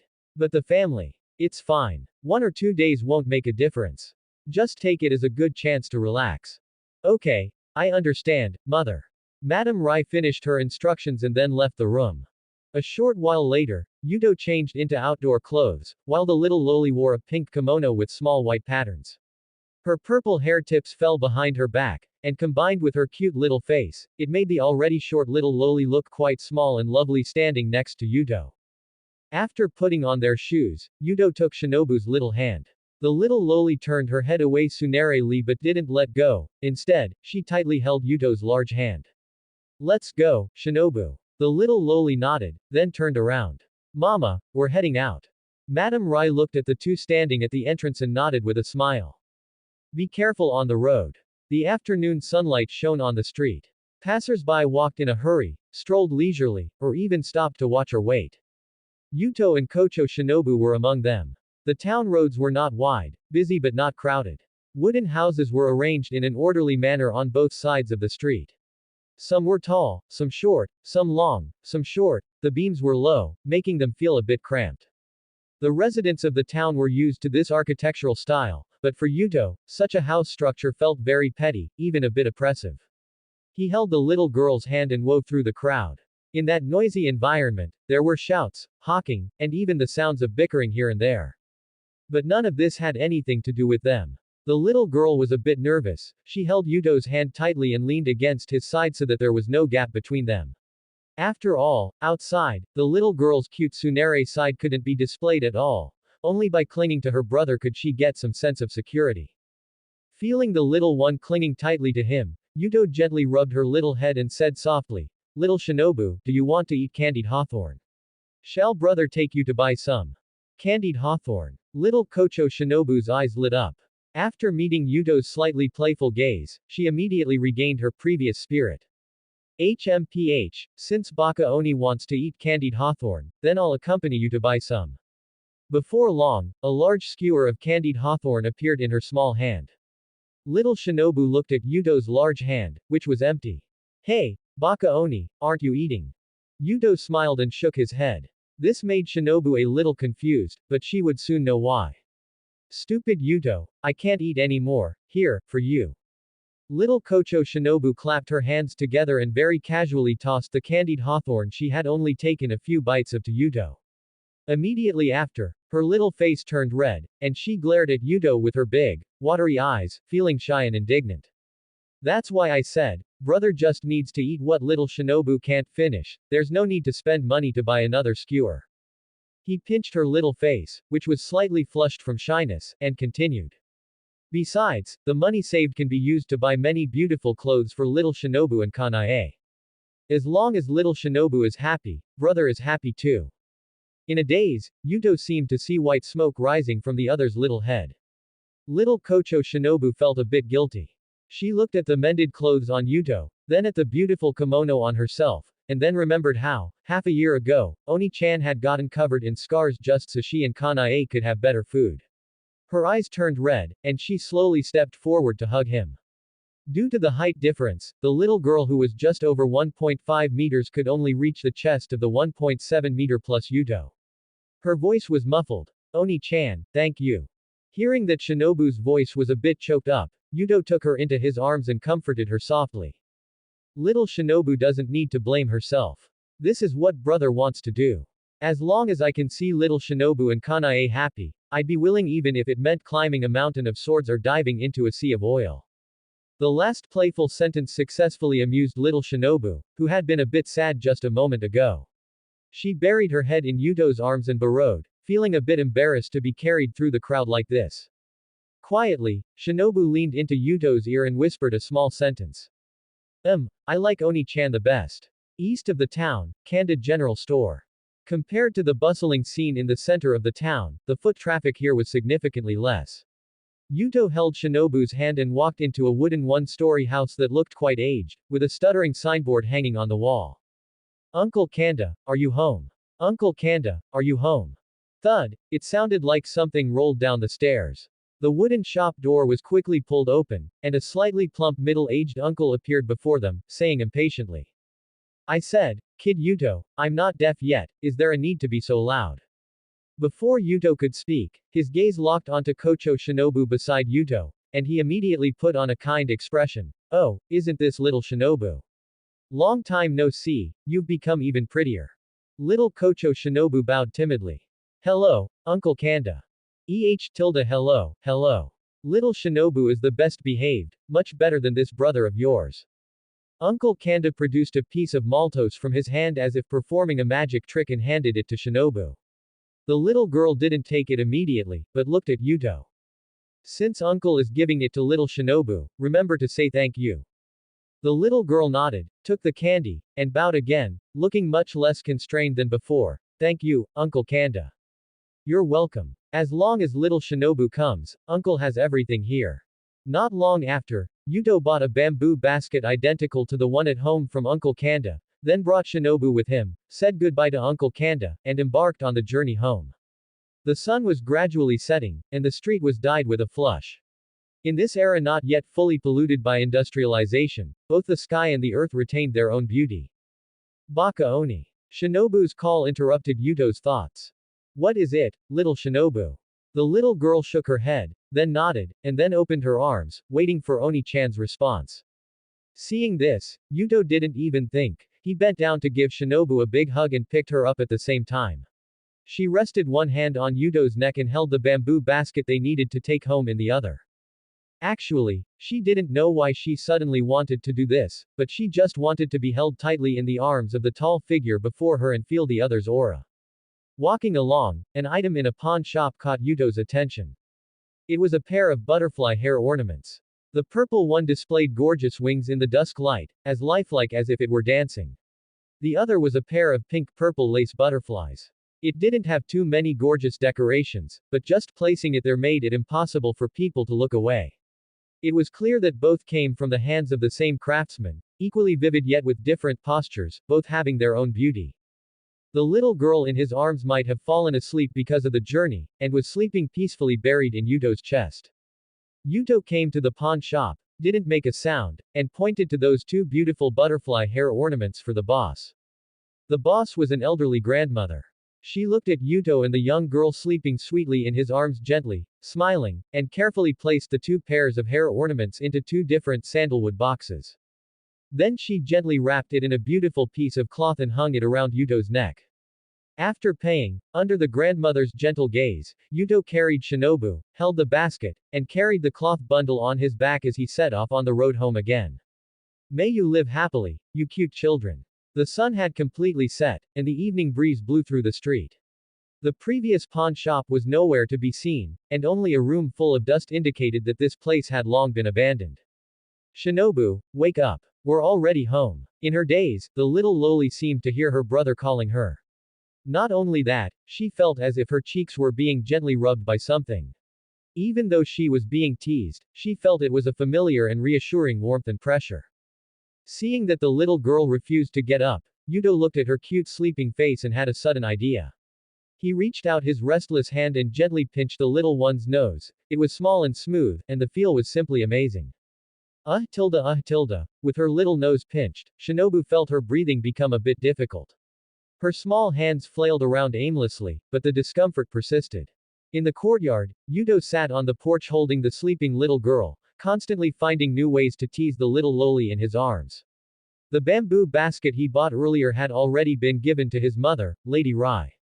The red sandalwood box containing 2 pairs of butterfly hairpins was now quietly sitting beside Yuto, ready to be given to the sisters. However, Yuto was a bit troubled because Shinobu in his arms showed no sign of waking up. No matter how he tormented her, Shinobu just leaned against him and slept peacefully. The sleeping Shinobu is so cute. Yuto's playful spirit was instantly ignited. Since Shinobu wasn't waking up anyway, he might as well pull a few more pranks. No longer satisfied with just attacking Shinobu's face, since you won't wake up, little sister, don't blame your brother for being excessive. Yuto gave a mischievous smile and gently rested Shinobu's head on his lap to free his hands. He leaned over slightly, looked at those little feet wearing white socks, and reached out to poke them gently. Even through the thin layer of fabric, he could feel the softness of the little girl's feet. Yuto's playfulness surged. Remembering that Shinobu was usually most ticklish, he extended his fingers and gently tickled the soles of her feet. The little loli's brow soon furrowed, but even so, she was still very cute. Soon Yuto was no longer satisfied with teasing just one little foot. He quickly turned his gaze to the other and began tickling both together with both hands. The wisteria petals on the courtyard wall were falling with the wind, slowly spreading out and turning the courtyard into a sea of wisteria flowers. Just as Yuto was having fun, a slightly helpless voice suddenly appeared. Yuto-kun, if you keep teasing Shinobu like this, she'll wake up soon. The sudden voice startled Yuto, and his movements froze. Turning around awkwardly, Yuto met Kanae's rather complicated gaze. Welcome back, Kanae. Yuto's voice was a bit stuttery now, inevitably sounding a bit guilty. After all, he had just been pranking her sister and was now caught red-handed, so it was natural to be nervous. I've been back for a while, and I've been waiting in the house for Yuto-kun and Shinobu, but it turns out. I can't take it. Wait, that's not right. It's like Shinobu is my sister too. Thinking of this, Yuto's confidence grew a bit. Could it be that you like teasing people like this, Yuto-kun? PFF'd, there goes his confidence. No, Kanae, you've misunderstood. I don't, I just like playing with Shinobu, so, no, that's not right. I. At this moment, Yuto was so anxious he was almost in tears, especially when he met his sister Kanae's unidentifiable gaze. All his previous excuses and confidence vanished. Yuto-kun, I didn't mean to blame you. Seeing her brother too ashamed to lift his head, Kanae quickly spoke to comfort him. It's okay, Yuto-kun. I believe Yuto-kun is a gentleman and wouldn't do anything to hurt Shinobu. Hearing this, Yuto lifted his head in shame, his heart filled with emotion. Since such a gentle, kind, and considerate Kanae was willing to forgive him, Yuto cursed himself in his heart once again for being a jerk. So, even if Yuto-kun has some special hobbies, I can understand. Crack, Yuto felt as if he was about to split apart, his whole being visibly dropping frames. Actually, if Yuto doesn't mind, I'm also willing to play with Shinobu with you. Yuto stared blankly at the girl in front of him. Kanae shyly turned her head away, not letting Yuto see her face, which was now completely red. Was the person who just made that explosive statement Kanae? Was it my cute, gentle, kind, considerate, and sensible Kanae Kocho, who was known as the town's perfect Yamato beauty and was always mindful of the big picture? Kanae, I didn't hear clearly just now. Can you say it again? His voice was dazed, as he hadn't quite processed it. I said, actually I'm willing to. I can accompany you Yuto-kun, to tease Shinobu together. Kanae turned back, her face already so red it looked like it could bleed, showing how much courage it took for her to say those words. What's wrong with this world? How did my wonderful sister turn out like this? Sister, Oni-chan, what are you doing? The little loli Shinobu had woken up now, her timing perfect. Cold sweat began to break out on both of their foreheads, because they couldn't possibly say, brother likes to tickle feet and sister found out, so sister said she'd join in. Suddenly, the little loli felt her two small feet being held. Following the line of sight. Stupid Oni. What are you doing? Shinobu, I didn't. Shinobu, Yuto-kun, he. Meanie Oni, let go of your paws right now. Evening, inside Yuto's room. Yuto, PFFT. Yuto-kun, are you okay? Kanae covered her small mouth, wanting to laugh but not wanting her brother to see. The reason, of course, was Kamiya Yuto, who was currently kneeling on the floor mat, his face covered in bite marks from little Shinobu. Not just his face, but his arms, neck, shoulders, and chest. Everywhere she could sink her teeth into had been nibbled on by little Shinobu. Kanae, if you want to laugh, just laugh, holding it in must be uncomfortable. After saying this, Yuto looked toward the little girl sitting not far away, pouting with dissatisfaction, and put on a fawning smile. Shinobu, Oni-chan knows he was wrong. Can you let Oni-chan stand up? My legs are numb now. It had been almost 3 hours since Shinobu dragged him into the room after dinner to kneel as punishment, and Yuto could barely feel his lower legs anymore. Stupid Oni-chan, no talking. Shinobu bared her teeth, especially those 4 sharp little fangs that seemed to be glinting with cold light, as if reminding Yuto not to forget how those bite marks on his body came to be. Beside them, Kanae sat next to Shinobu and gently consoled her. Shinobu, Yuto-kun already knows he was wrong. Can you let him off just this once? No. Sister, whose side are you on? The refusal was very blunt. Hearing this, Kanae was slightly taken aback but still firmly stated her position. Of course I'm on the same side as Shinobu. The little girl nodded with satisfaction, then looked at Yuto, who was kneeling there and fidgeting. Bad Oni-chan, do you know what you did wrong? I know. Seeing that the little girl might relent, Yuto nodded busily like a chick pecking at rice. Then tell me, stupid Yuto, what did you do wrong? Shinobu leaned into Kanae's arms, staring at her own stupid brother. I shouldn't have played pranks while Master Shinobu was sleeping. And, I shouldn't have pinched Master Shinobu's nose while she was sleeping. Continue. I shouldn't have rubbed Master Shinobu's cheeks while she was sleeping. Good attitude, continue. I shouldn't have taken off Master Shinobu's socks while she was sleeping. Gasp. Hearing this, Shinobu's little face instantly turned red, and even Kanae could see white smoke faintly rising from the top of Shinobu's head. I shouldn't have played with Master Shinobu's feet while she was sleeping. Stop. A very faint voice came from the little girl, but unfortunately, Yuto didn't hear it. I shouldn't have tickled Master Shinobu's soles while she was sleeping. I shouldn't have. Before he could finish, a small foot kicked hard into Yuto's face, naturally, without much force, and then Shinobu's angry, embarrassed voice rang out. Stupid Oni-chan, dummy, I told you to stop. Suddenly, an indescribable shyness surged into her heart. You, too. The little girl's face turned completely red, looking as delicate and charming as Kanae's. Truly sisters, cut from the same cloth, yet each with their own unique charm. Sorry, I couldn't help myself. Yuto felt some regret. If he had known, he should have waited until Shinobu was asleep to tease her. Without waiting for Yuto to react, the little girl leapt out of Kanae's arms and lunged at her stupid brother sitting in front. Shinobu, don't bite, Oni-chan was wrong, Oni-chan won't dare to do it again. Gabu. Shinobu, no, don't bite there, hiss. Prepare to die, stupid Yuto. The little girl attacked Yuto, biting wherever she found an opening. Kanae watched their interaction, dumbfounded, sitting on the side, not knowing whether to pull them apart or persuade them. Finally, after a chaotic scramble, Shinobu lay panting on Yuto's chest. As for that stupid Oni-chan, he was pinned down by Master Shinobu, begging for mercy repeatedly. Good girl, Shinobu. Oni-chan really knows he was wrong, can you forgive me? Yuto freed one hand and gently stroked Shinobu's hair, which had become messy from the scuffle.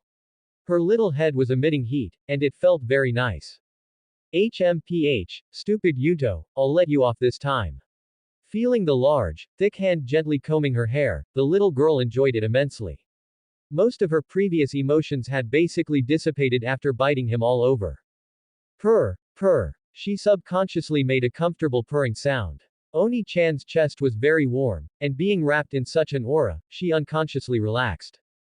Seeing the little girl's face turn white and red again, Yudo smiled helplessly, for once kindly pretending not to notice.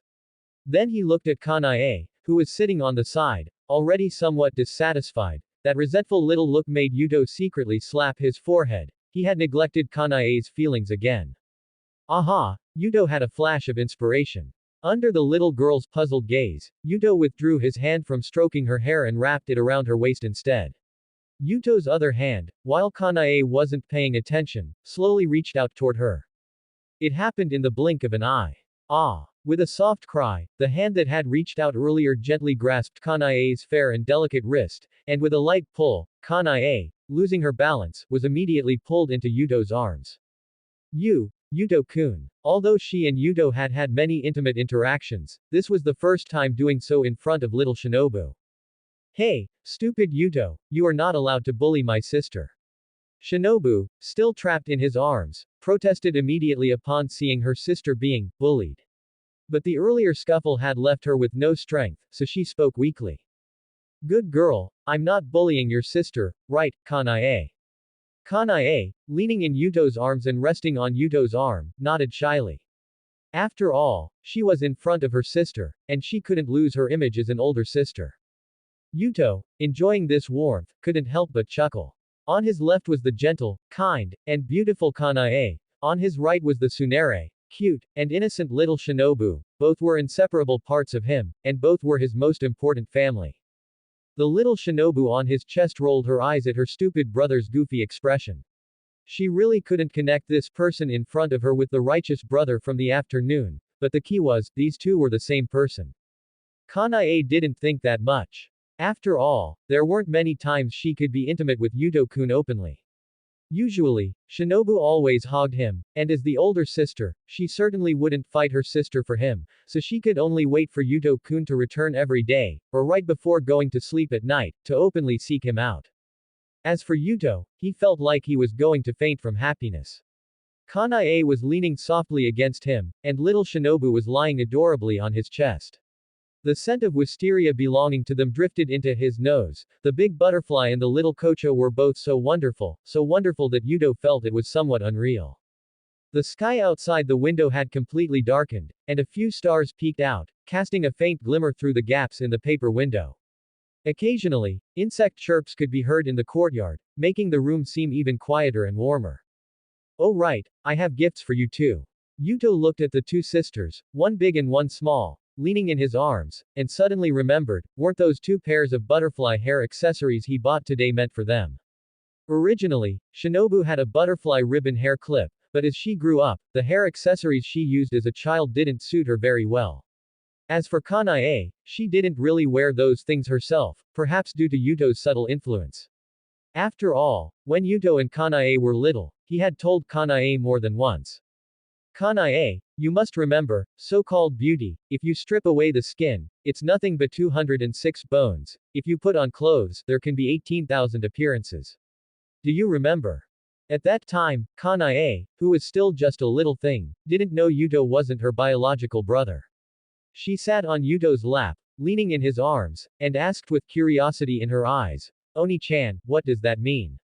Kanae only needs to know that the most natural you is the most beautiful, you don't need to be stained by those vulgar powders.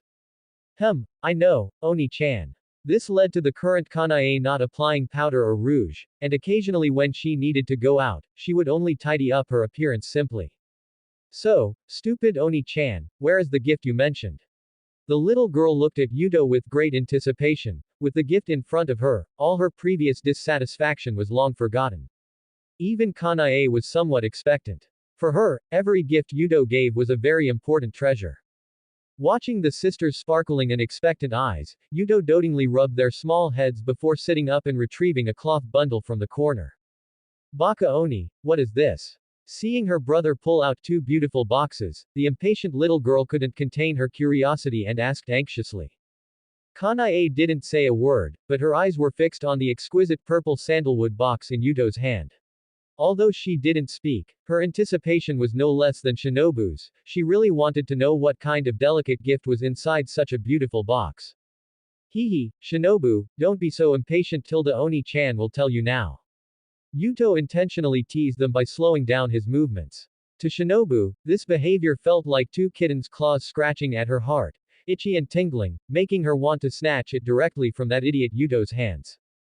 Click. Yuto gently unlatched the purple sandalwood box but didn't rush to open it. Instead, he handed the two boxes containing the butterfly hairpins to the sisters. Kanae pulled Shinobu up and carefully took the gift Yuto handed over. Shinobu, on the other hand, snatched it impatiently. Driven by anticipation, she flipped the lid open. Her pupils trembled. By the moonlight from the window and the candlelight in the room, a delicate purple kocho hairpin lay quietly on a plush velvet cloth. Even though it was an inanimate object, under the moonlight, Shinobu felt as if she saw a beautiful purple kocho dancing, shining with a brilliant glow. Seeing her younger sister dazed, Kanae felt curious about what kind of gift could make Shinobu lose herself like that. Kanae gently opened her own box, and an indescribable feeling quickly spread through her heart. Was it joy, excitement, or a trace of inexplicable, hazy emotion? None of that mattered. Before her eyes, a pair of beautiful pink coaches seemed to be circling above her head, fluttering their wings just for her. Though not gaudy, it was extremely exquisite. The butterfly hairpin in the center of the box perfectly struck Kanae Kocho's trembling heart.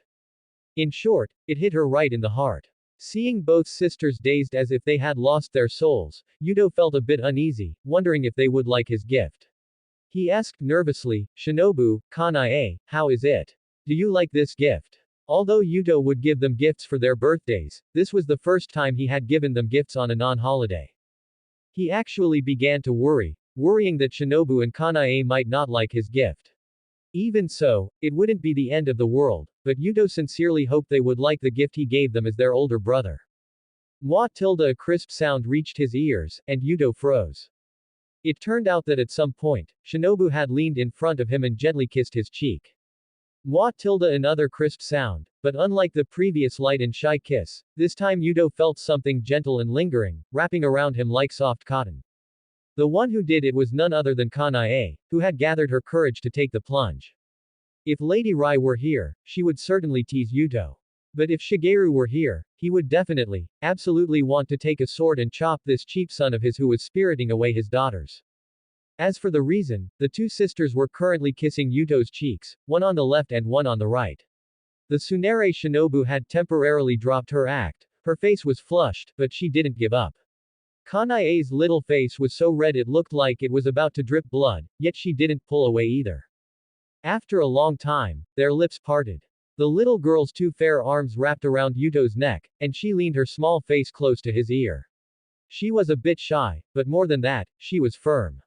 I really like Oni-chan's gift. Thank you, Oni-chan. On the other side, Kanae wasn't as bold as her sister, but she also hugged Yuto's arm and leaned her face toward Yuto-kun's ear. I also really like Yuto-kun's gift. Thank you for choosing these for us.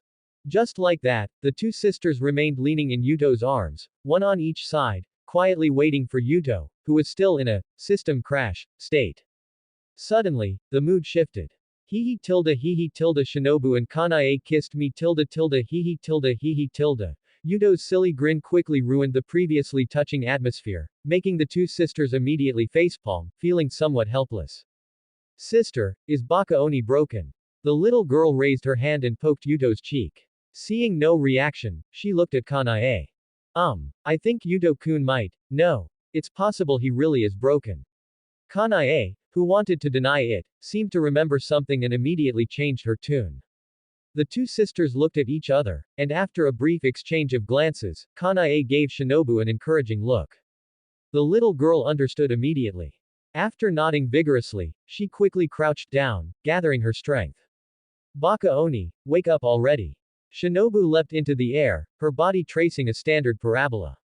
Shinobu, wait, I'm Awa, whack. Her little foot accurately hit Yuto square in the face. Did Baka Yuto just say something? With that doubt, the little girl looked at her sister Kanae again, only to meet her somewhat awkward gaze. Yuto-kun, can you put it on for me? Kanae gently picked up the incredibly beautiful pair of pink butterfly hairpins from the box and handed them to Yuto shyly. Of course, Kanae. Yuto smilingly took the two pink coaches. Then, He raised his hand to gently tuck the hair at Kanae's temples behind her ears, very softly pinning a kocho above each of her ears. Stepping back to look, Kanae was simply beautiful beyond words at this moment. Her already beautiful face, paired with eyes as gentle as water and a light purple kimono, highlighted her stunning figure, with two beautiful kochas adorning her long, silky black hair. Yuto subconsciously swallowed. How did he ever deserve such a perfect sister? You're very beautiful, Kanae. Yuto took Kanae's small hand and looked earnestly into her eyes, praising her without reservation. Being stared at made Kanae a bit shy, and she subconsciously turned her small head to the side. Thank you, Yuto-kun. Although her voice was as faint as a mosquito's buzz, it was enough for the person in front of her to hear. Baka Oni-chan, don't forget about me. I want to wear mine too, hurry up and help me put it on. Little Shinobu had been unable to hold back for a long time, but seeing her sister speak first, as a considerate younger sister, she chose to wait quietly. Only when her idiot brother finished did she speak up. Alright, tilde big brother won't forget Shinobu. Yuto smiled and rubbed her small head. He took the purple butterfly hairpin from her hand, gently smoothed the little girl's soft long hair, and gathered her loose tresses together. He fixed the purple butterfly hairpin onto them, and just like that, a lovely, adorable Shinobu appeared vividly. Oni-chan, my neck feels a bit chilly. Shinobu wasn't quite used to the new style and looked to Yuto for help. But, Shinobu looks very cute like this tilde. Yuto took her hand and said earnestly. Really? The little girl was a bit uncertain, so she looked at her sister. Really, Shinobu. Shinobu is so beautiful now, even I'm a bit jealous. Kanae played along with Yuto, but she also truly believed that this style suited Shinobu better. Oh, well, since sister and Baka Oni both say so, I'll keep it then. The little girl turned her head away tenderly. Although her face was a bit red from shyness, her heart was beaming with joy. Yuto and Kanae smiled at each other. It had to be said, a tsundere little girl paired with this style was really, really cute. What they didn't know was that outside the door, two figures who had been standing there for a long time were quietly taking everything in through the crack in the door. Just as expected, when Madame Rai saw her daughters snuggling up to Yuto on either side, she could hardly hide her inner excitement. Shinobu and Kanae are quite bold, she rejoiced quietly, not wanting the children to hear. As for Shigeru, his emotions were complex. Especially seeing his two fine cabbages actively pressing against the pig he had raised himself. At this sight, Shigeru felt like crying but had no tears.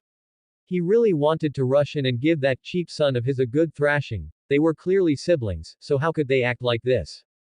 He really wanted to say that. But then again, who told Yuto not to be their biological brother? Shigeru had no reason to stop his daughters from being close to Yuto. Sigh. In the end, all his words turned into a helpless sigh. Seeing this, Madame Rai couldn't help but feel some sympathy for her husband, but thinking of the children's happy faces, her words of comfort quietly dissipated and turned into persuasion. Dear, this is actually a good thing. After all, we raised Yuto ourselves. He calls you, Dad, and me, Mom, and we know him inside and out. There's nothing bad about it. Listening to his wife's comforting words, Shigeru only shook his head helplessly. Of course I know Yuto is already an excellent candidate, whether for Kanae or Shinobu. It's just. At the thought of both his little quilted jackets being stolen by Yuto, two lines of clear tears flowed down from the corners of Shigeru's eyes. Just what? That kid is too greedy. Now even Shinobu. Hearing this, Madame Rai didn't know whether to laugh or cry. Seeing her man beating his chest and stomping his feet, she actually felt like laughing. So, Madame Rai really gave an unkind chuckle. Although she quickly restrained her smile, Shigeru still noticed it. Rai, were you just making fun of me? Of course not, dear. I just thought of something happy. Honey, you definitely laughed. Even you aren't on my side anymore. No, dear, I definitely didn't laugh. Woo tilde even you've been led astray by Yuto, honey. There, dear. Don't cry, don't cry. Helplessly, Madame Rai hugged her cheap husband, constantly patting his back to soothe him. Recalling how Shinobu had asked Kanae whose side she was on earlier, she couldn't help but let out a pfft and laugh. I knew it. You really are making fun of me, honey. Oh my, you caught me. As the days passed, Yuto returned to his routine of going up the mountain to chop wood and coming home to eat. If there was any change in the butterfly mansion, it was that the two daughters of Dr. Kocho had become even more beautiful and cute. Stupid Oni. One day, Yuto was chopping wood on the mountain as usual. Hearing a shout from behind, he put down his axe and turned around to see a cute little butterfly standing behind him. Oh, it's Shinobu. Why did you come here? Yuto looked at the little loli in front of him, bundled up in thick clothes, and couldn't help but feel curious. Although he was happy that Shinobu came to see him, a heavy snow had recently fallen, and the mountain paths had long been covered in snow.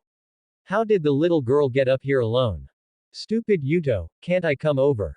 The little loli said crossly, pouting her small mouth and tilting her head, making the little butterfly hair ornament on her head dance along. Her cute appearance instantly softened Yuto's heart. Of course you can. It's just that Oni-san was worried you might get hurt coming alone, since the roads here aren't easy to walk. Yuto stepped forward, took the little loli's hand, and spoke sincerely. Hearing this, Shinobu lowered her head shyly, her voice sounding a bit unnatural. I just wanted to take a walk by myself. That was a lie. In reality, she was too bored at home. Her sister Kanae had gone out with their mother to buy things, leaving her alone. She remembered her brother often went up the mountain, so she decided to come and find him herself. Do Mom and Kanae know you came here alone, Shinobu? Yuto's voice gradually became a bit serious. Hearing this, the little loli lowered her head even further. No. Yuto couldn't help but feel a headache coming on. It turned out this little loli had come all by herself, she was far too bold. Thinking of this, Yuto couldn't help but feel a bit angry. Without saying a word, he led the little loli by the hand to a tree stump and sat down. Shinobu, do you know how dangerous it is for you to do this? He picked up the little loli and sat her on his lap, staring straight into her eyes as he spoke seriously. If something happened to you, what would I, Dad, Mom, and Kanae do? The little loli looked up at Yuto. Although she felt a bit guilty, she was mostly defiant. Stupid Oni, I'm already 11 years old. I can definitely take care of myself. Shinobu felt she was being looked down upon, so she put her hands on her hips and puffed out her small chest to prove herself. Seeing the little loli's defiant look, Yuto's headache worsened. He said earnestly, I know you've grown up, Shinobu. If it were normal times, I wouldn't say anything about you coming alone. But it's been snowing lately, and the mountain paths have become very slippery. If you were to slip and get hurt, setting aside Kanae and the others, I would definitely be heartbroken. Seeing that Shinobu in his arms didn't say anything, Yuto continued, so, do you understand, Shinobu? I don't want you to get hurt. I'm very happy you came to see me, but next time you must remember not to come alone. At the very least, you have to bring your sister or mom along, okay? Hearing this, the little loli nodded and whispered, I understand, stupid Oni. Then she buried her small face in Yuto's chest. Her Oni-chan's words earlier made her deeply realize her place in his heart. Her small face was flushed, partly from being moved, but mostly from embarrassment. Feeling the warmth of the little loli in his arms, Yuto finally smiled. He thought to himself, sigh, in my previous life, I only read the manga and watched the movies. I didn't know this little girl was so stubborn when she was young. Gently rubbing Shinobu's hair, Yuto stood up while holding her and said, since you understand, let's head back. If we don't return soon, I'm afraid Mom and your sister will worry about you. Shinobu buried her head in Yuto's chest, her voice muffled. Thus, with one arm holding Shinobu and the other carrying today's task, Yuto walked down the mountain. The trees on both sides of the mountain path were hung with crystalline icicles, sparkling with fine light in the sun. The snow crunched underfoot with a crunch crunch sound, and occasionally, a few cold-resistant birds flew from the branches, shaking down a mist of snow. Shinobu curled up in Yuto's arms, secretly looking up at his profile before quickly burying her face again, though the corners of her mouth couldn't help but curl up slightly. As the end of the year drew closer, the townspeople began to prepare with great fanfare. In the past few days, Yuto hadn't gone up the mountain to chop wood anymore. The heavy snow had completely buried the mountain paths, making it impossible to go even if he wanted to. So he could only stay at home and help Madame Rai with some chores. But Kanae, whose work had been taken, was a bit grumpy.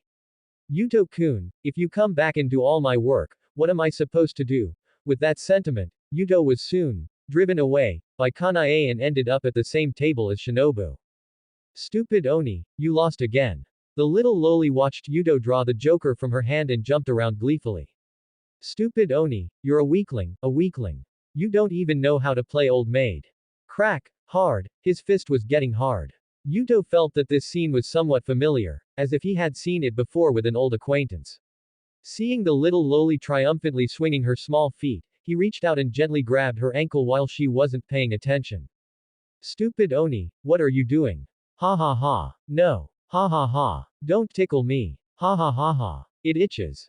Do you know your mistake yet? Yuto said while continuing his tickling offensive. I was wrong, Oni-chan. Let me go quickly. The little loli giggled uncontrollably, but Yuto didn't plan on letting her off so easily. He swiftly scooped her up, pressing her onto the tatami mat, and reached his large hands toward her armpits. Ha ha ha ha ha ha ha ha, Oni-chan,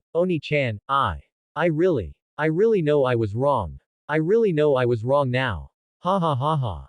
3 minutes later, Shinobu leaned against Yuto's chest with a look of utter despair, as if she had been broken from play. Her hair was messy, her breathing rapid, and her beautiful butterfly hair clip lay discarded to the side. At this moment, she didn't even have the strength to move a finger and could only let Yuto do as he pleased. Hentai Yuto. After squeezing out those few words, the little loli closed her eyes and went completely limp. On the contrary, Yuto was in a very pleasant mood. One arm was wrapped around Shinobu's small waist, while the other hand smoothed out her messy hair. After all, it was rare to see the little loli so well behaved, so he definitely had to cherish this opportunity and kept fiddling with her. Just then, Kanae walked in from outside and was startled at the sight of her broken sister. After learning the cause and effect, she shook her head with a wry smile. Yuto-kun, have you thought about what will happen once Shinobu recovers in a bit? Ah. Yuto's eyes instantly cleared, and even his hand that was stroking Shinobu's hair stopped. It seems the outcome will be quite miserable. He could already imagine himself covered in bite marks again before long. Although it felt good he was still a bit afraid. Thinking of this, Yuto grabbed Kanae's small hand, pulled her toward him, and wailed, Kanae, you have to save your brother. Shinobu usually listens to you the most. Feeling her small hand enveloped by his warm, large hand, Kanae really wanted to keep it this way. She even wanted to go a step further and be openly close to Yuto like Shinobu was, but her reason told her that she definitely wouldn't be able to hold Shinobu back this time. After painful reflection, Kanae slowly withdrew her hand and looked at Yuto helplessly. I'm sorry, Yuto-kun, I don't think I can stop Shinobu this time. But, hearing that there was a turning point, Yuto immediately straightened his back. I will help Yuto-kun apply medicine afterward, just like last time. Leaving behind these words, Kanae got up and left the bedroom, unable to bear watching the bloody scene that was to follow. No. Kanae, don't go. Not long after, the little loli Shinobu woke up. Just as Kanae expected, for the next while, there wasn't a single spot on Yuto's body that was left unscathed. It was the end of the year, the last day. Unlike before, Kocho Shigeru did not go out for medical consultations today. At this moment, he was sitting in the kotatsu, looking quite worriedly at the tea stalk standing upright in his cup of barley tea. So, what exactly could cause the head of the household and father of three such distress?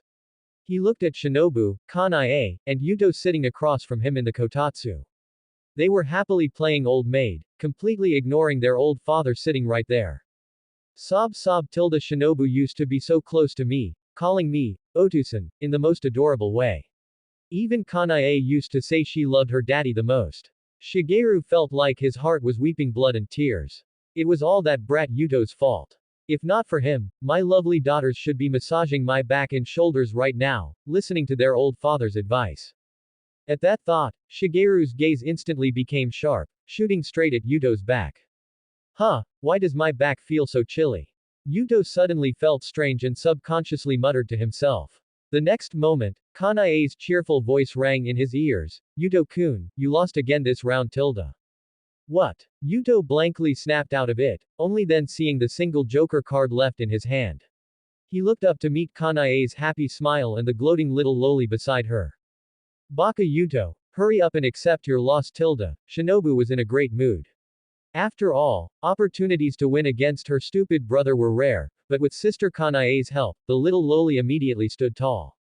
Come here, Yuto-kun tilde. With a smile in her eyes, Kanae picked up a long, thin strip of paper from the table, dipped it in the water bowl, and gently stuck it on Yuto's forehead.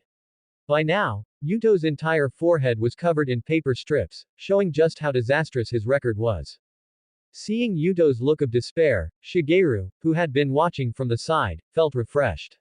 Even his fingers gripping the teacup turned white from the force.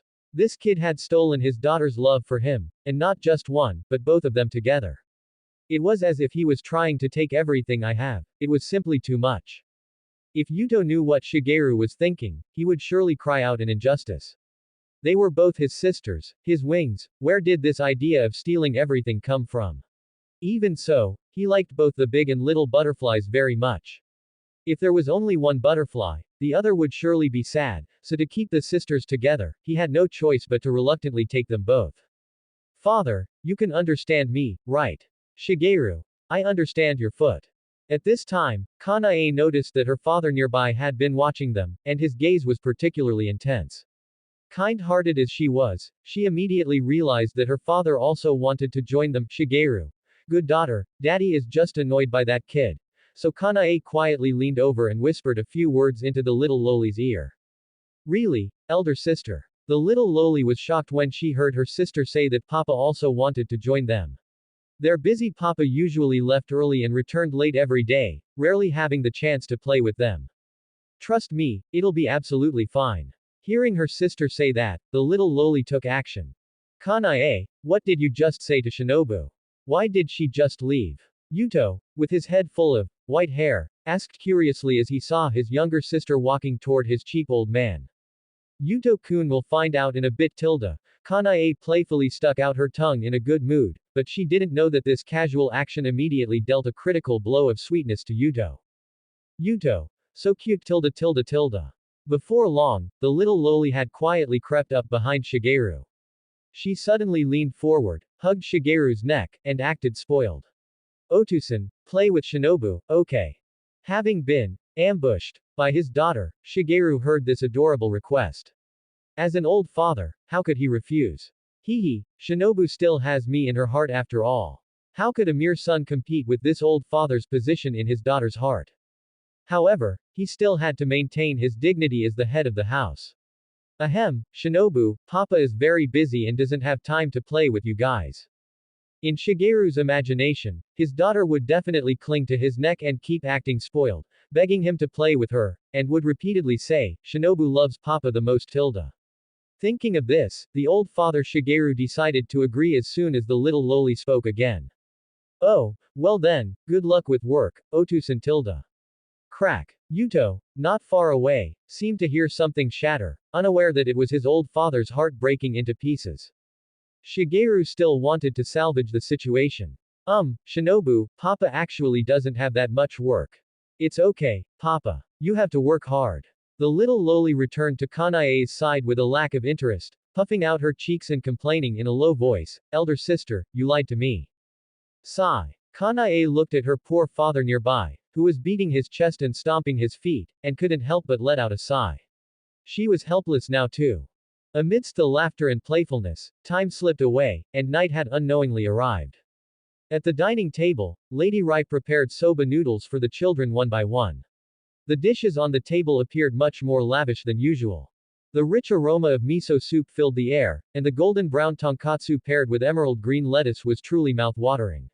On the side of the table, the already placed red bean rice signaled the specialty of the festival, while tamagoyaki and tempura were beautifully arranged together. Kocho Shigeru sat in the seat of honor. The once-a-year New Year's Eve had prompted him to change into new clothes for the rare occasion.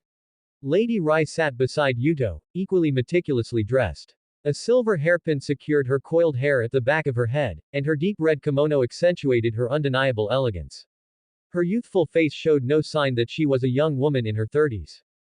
Kanae sat opposite Yuto, her small hands resting properly on her lap. Her purple kimono was paired with a red and white sash.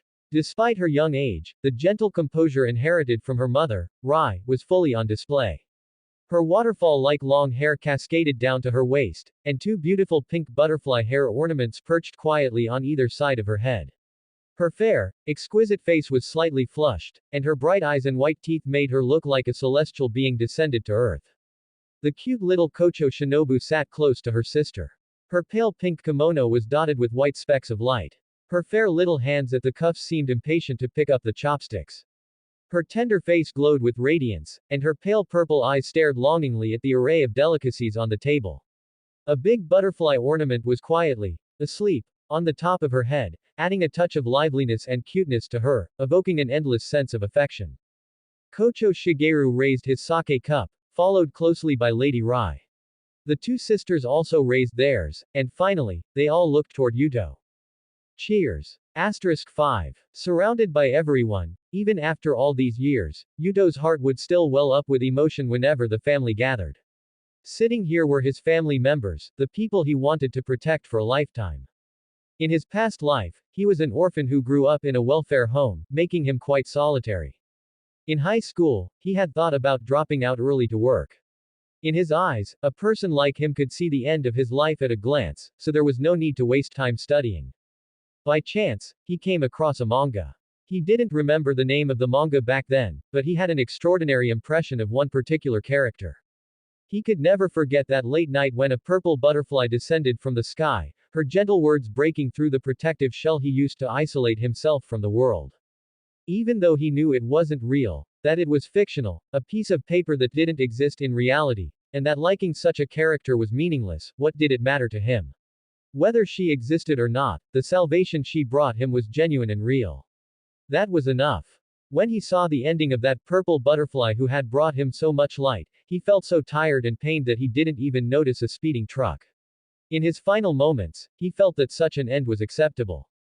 But fate seemed to play a huge joke on him. Instead of dying, he came to the world he had dreamed of. Even more dramatically, in this life, he not only had parents but also two adorable younger sisters whom he cherished as treasures. In this life, his name was Kamiya Yuto, the adopted son of the Kocho family and the older brother of the Butterfly sisters. Therefore, he didn't want to leave any regrets in this life. He wanted to change the fate belonging to the Kocho family and protect his most beloved family. Bang! Fireworks exploded in the night sky outside the window. The new year was about to arrive. Everyone stopped their chopsticks to admire the colorful and magnificent firework display outside. The brilliant fireworks lit up the room and illuminated Shinobu's little face, which was slightly flushed with excitement. Baka Oni, why do you keep looking at me? The little girl turned her head as if sensing something, only to find her idiot brother staring at her without blinking. That direct gaze made her feel a bit embarrassed. Hey, Baka Oni, say something. Why are you staring at me? Yuto reached out and rubbed Shinobu's little head, saying softly, Shinobu is so cute, I could never see enough of her in a lifetime. Whoosh! Instantly, the little girl's face turned red all the way to her ears. Her large eyes were full of panic. What's going on? What's going on? What's wrong with her idiot brother? Why would he say something so embarrassing? Kanae sensed something was wrong with her sister and turned around, just in time to see a little girl with steam practically rising from her head. Just as Yuto-kun said, she also felt her sister was very cute, the kind you could never see enough of in a lifetime. Baka, Baka, Baka.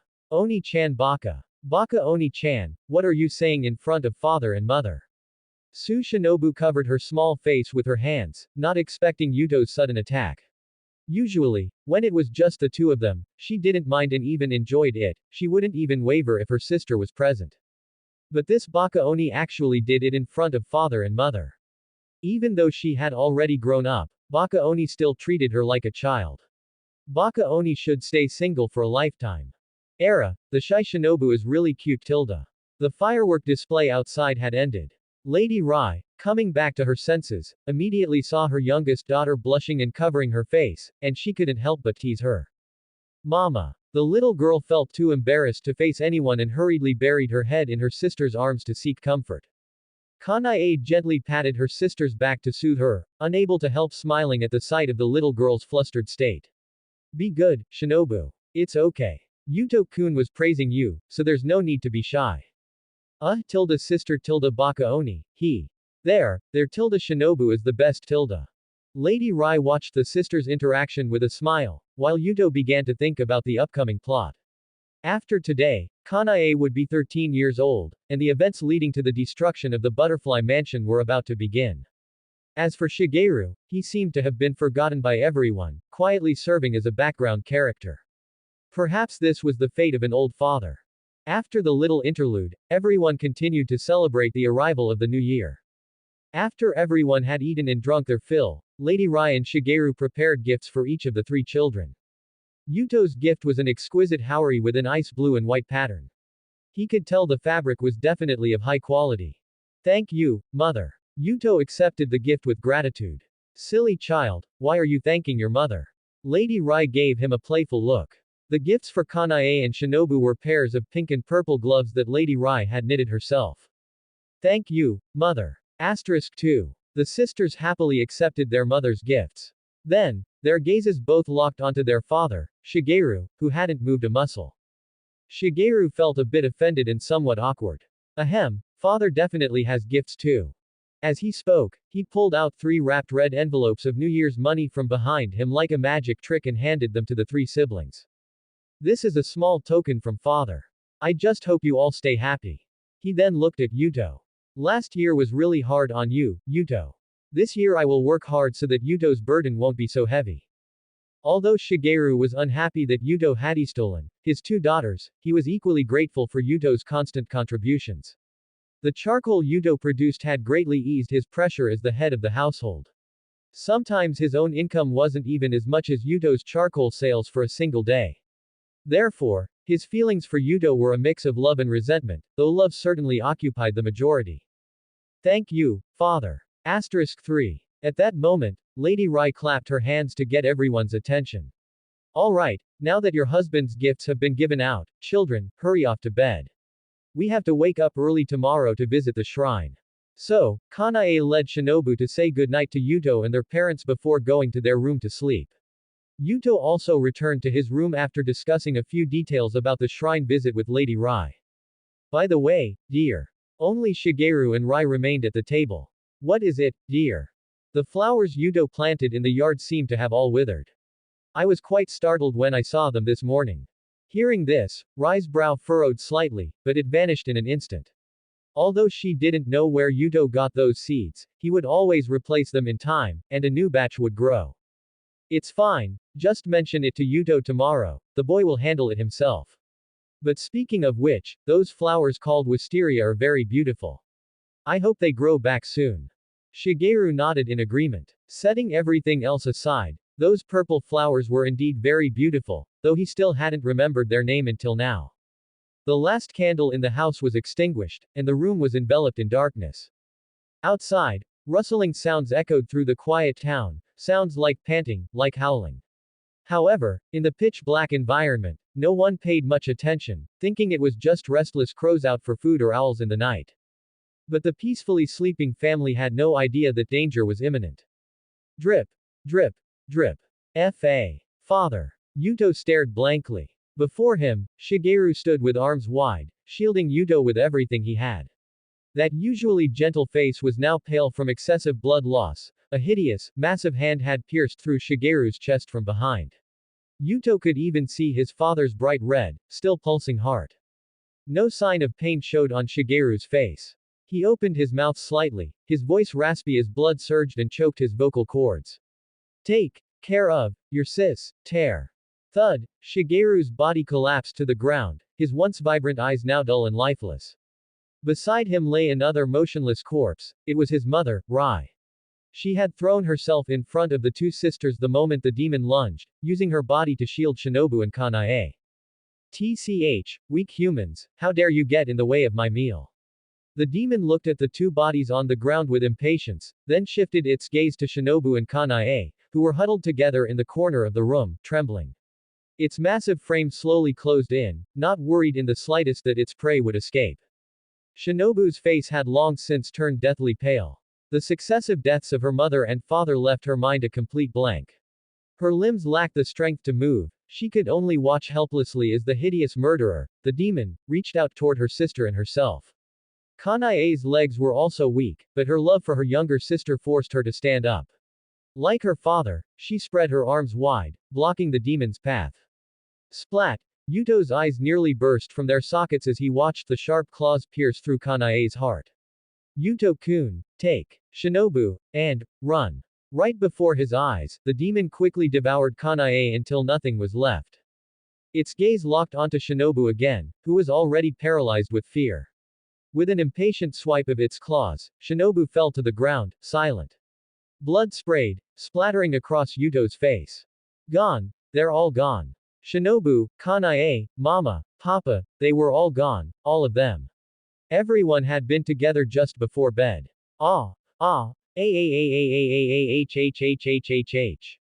Slash, so noisy. Yuto stared blankly at his own neck. Why was his vision upside down? Was that headless body him? That's fine too. Kanae, Shinobu, wait for your brother.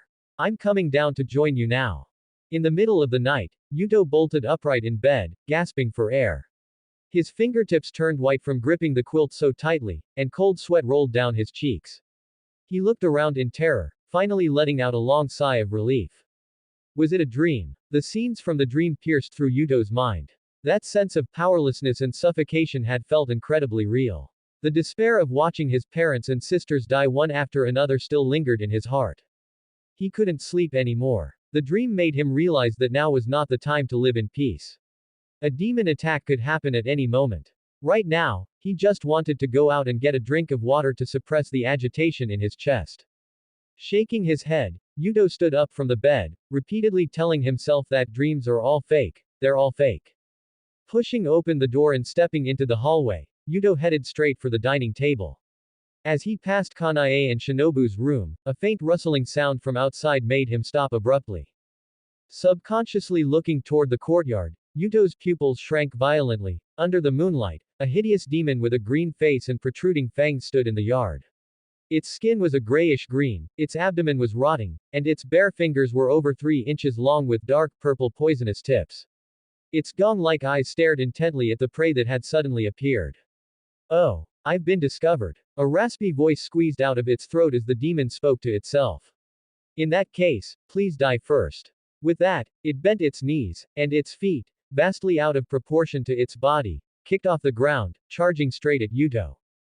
This is bad. Alarm bells rang in Yuto's head. He quickly lunged to the side, narrowly avoiding the strike. Boom! The hallway wall and wooden door were smashed to pieces. Flying splinters grazed Yuto's cheek, and beads of blood surfaced on his face. Such a loud commotion instantly woke the sleeping Kocho family.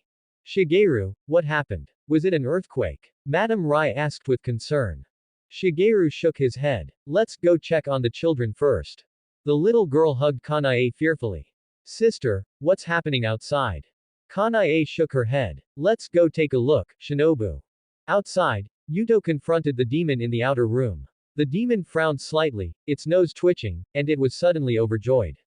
To think you're a Mareki. That's quite the supplement. Yuto gripped the axe handle, not daring to relax for a second, mobilizing all his senses in an instant. He couldn't let this beast stay here. Shinobu and Kanae would be in danger. Yuto resolved to move the fight outside, ideally even up the mountain. Ha ha ha ha, if I eat you, I can be promoted to lower moon and become one of the 12 Kazuki. That man will surely reward me with more blood. The demon acted like a madman, its claws whipping up a cloud of dust as it attacked Yuto in a frenzy. Without time for much thought, Yuto gripped the axe handle with both hands and swung it to meet the claws aimed straight for his face. Crack! In just the first exchange, Yuto was swatted away. His body slammed heavily into the wall, smashing a large hole through the wooden structure. A mouthful of blood sprayed out as Yuto was thrown into the sister's room. Yuto-kun. Oni-chan. The two girls watched in panic as a blood-covered Yuto stood up from the floor. He wiped the blood from the corner of his mouth, his gaze darkening as he whispered, Shinobu, Kanae, hide quickly. Something dangerous has gotten in. Yuto-kun, your injuries. Kanae looked at his wounds with worry. Not yet understanding what was happening, she was unwilling to leave Yuto there. Hurry, Kanae. Take Shinobu and hide. Yuto could no longer afford to speak gently. The demon had already spotted them. A hideous smile played across its ugly face, and its raspy voice echoed through the house. Oh, there are even little girls. That's perfect, I'll have both dinner and dessert. The sisters trembled all over, their eyes filled with terror as they stared at the inhuman creature before them. Not only could it speak, but it also wanted to eat them. You beast, don't even think about it. Yuto lunged forward with his axe, a sharp, cold glint radiating from the blade. His eyes sharpened as he leapt into the air, hacking down at the demon. Clang! What? The demon simply raised its hand casually, its steel-like nails easily blocking the blow. I've had enough play. Splintered wood flew everywhere as a hunched, twisted shadow roared and charged at Yuto. A foul wind blew against his face, the demon's speed so fast it left only afterimages. Relying on the arm strength he had built from his daily wood chopping, Yuto suddenly twisted his body and swung the axe to parry. Boom! The axe collided with the demon's claws, the impact splitting the webbing of his thumb and causing blood to immediately flow down the handle. The sheer force drove the demon's claws past his forearm, the sharp nails instantly sliced through the fabric, and poisonous blood splattered onto his skin, bringing an immediate, needle-like stinging pain. Yuto's heart sank. As expected, a demon was incomparable to a brown bear. No matter how much he hated to admit it, these beasts possessed intelligence and wouldn't just charge blindly like wild animals. The most critical thing now was to protect Kanae and Shinobu. As long as they were safe, he would have succeeded. That's the end of part 1. Part 2 is coming soon. Thanks for watching. Please subscribe and support our channel for more stories. Hello everyone, this is Fanfic Audiobook. Here you find original fan-made audio stories. Demon Slayer. I killed Muzan for Shinobu's sake. Part 2. In the woods outside the small town, the fierce wind made the leaves rustle loudly as a massive figure sped through the forest. He looked like a monk but carried a flail, and the large prayer beads around his neck shook violently. His eyes were milky white, revealing he was blind, yet his pace remained steady and orderly in the pitch-black night. Ka, south-southeast, south-southeast. Stone Hashira Gyome Himahima, head to the south-southeast immediately, there are demons about. A pitch-black crow circled above the woods, its mouth actually producing a human voice, hoarse, yet incredibly clear. Gyome Himahima's massive frame was streaked with tears as his pace quickened instantly. Amitabha, I must make it in time. Yuto. The door creaked open, and Shigeru and Rai, carrying an oil lamp, immediately panicked upon seeing their blood-covered son. Papa, Mama, quickly take Shinobu and Kanae and run. Yuto's heart sank. He was already struggling to protect his sisters, and now his parents had arrived. He could only rack his brain for a strategy. Gia tilde none of you are leaving. Just be good and become my dinner. The demon sneered, its tone full of mockery, as if watching prey it thought could slip away, deliberately taunting their desperate attempts to escape. The night felt suffocatingly heavy, and a foul stench drifted through the house, as if it would swallow them all in the next second. Shigeru's face turned ashen. Looking at his blood-soaked son and then at Kanae and Shinobu trembling like leaves in the corner, a surge of rage from his heart suppressed his fear. He suddenly raised the oil lamp and smashed it with all his might against the demon's back. The crisp sound of shattering pierced the brief silence. Sparks and debris splattered across the demon's back, but failed to leave even a single scratch. This sudden offense instantly drained the demon's interest in its little game. It slowly turned its head, the mockery completely gone, replaced only by cold displeasure and violence. You ignorant thing, since you want to die so badly, I'll start by enjoying you first. Before it finished speaking, its claws suddenly lunged out. Shigeru had no time to react and was instantly pierced through the shoulder. Blood gushed out, and Shigeru groaned as his body fell heavily, losing consciousness on the spot, though a faint breath still remained. Husband. Papa. Lady Rai broke down instantly, rushing forward to embrace her husband, her body trembling uncontrollably as she completely lost her composure. To the side, Kanae Kocho subconsciously pulled Shinobu behind her, shielding her tightly. Her father Shigeru's fall did not deter Kanae's resolve to protect her sister. Her eyes, filled with a mix of hatred and fear, stared fixedly at the culprit who had harmed her father. Seeing his relative heavily injured and his mother and sisters in a desperate situation, Yuto's heart pounded wildly. A bone-chilling sense of crisis gripped his throat. If this dragged on any longer, everyone would die here. He suddenly remembered what the demon had said earlier. His body contained the Mareki blood that all demons craved, the same kind of Mareki as the wind Hashira in the original story that could intoxicate demons. At this thought, Yuto gritted his teeth and suppressed the surging fear and anxiety in his heart, leaving only one intention. Bleed. He would use himself as bait, using this lethal blood to lure the demon, making it abandon its current prey and follow him step by step into the deep mountains. As long as he could stall for even a short while, his mother and sisters might survive. Yuto did not expect the stone Hashira to arrive and save the day as in the original story, because the butterfly effect caused by his arrival might have changed things. Thus, he chose to rely on himself.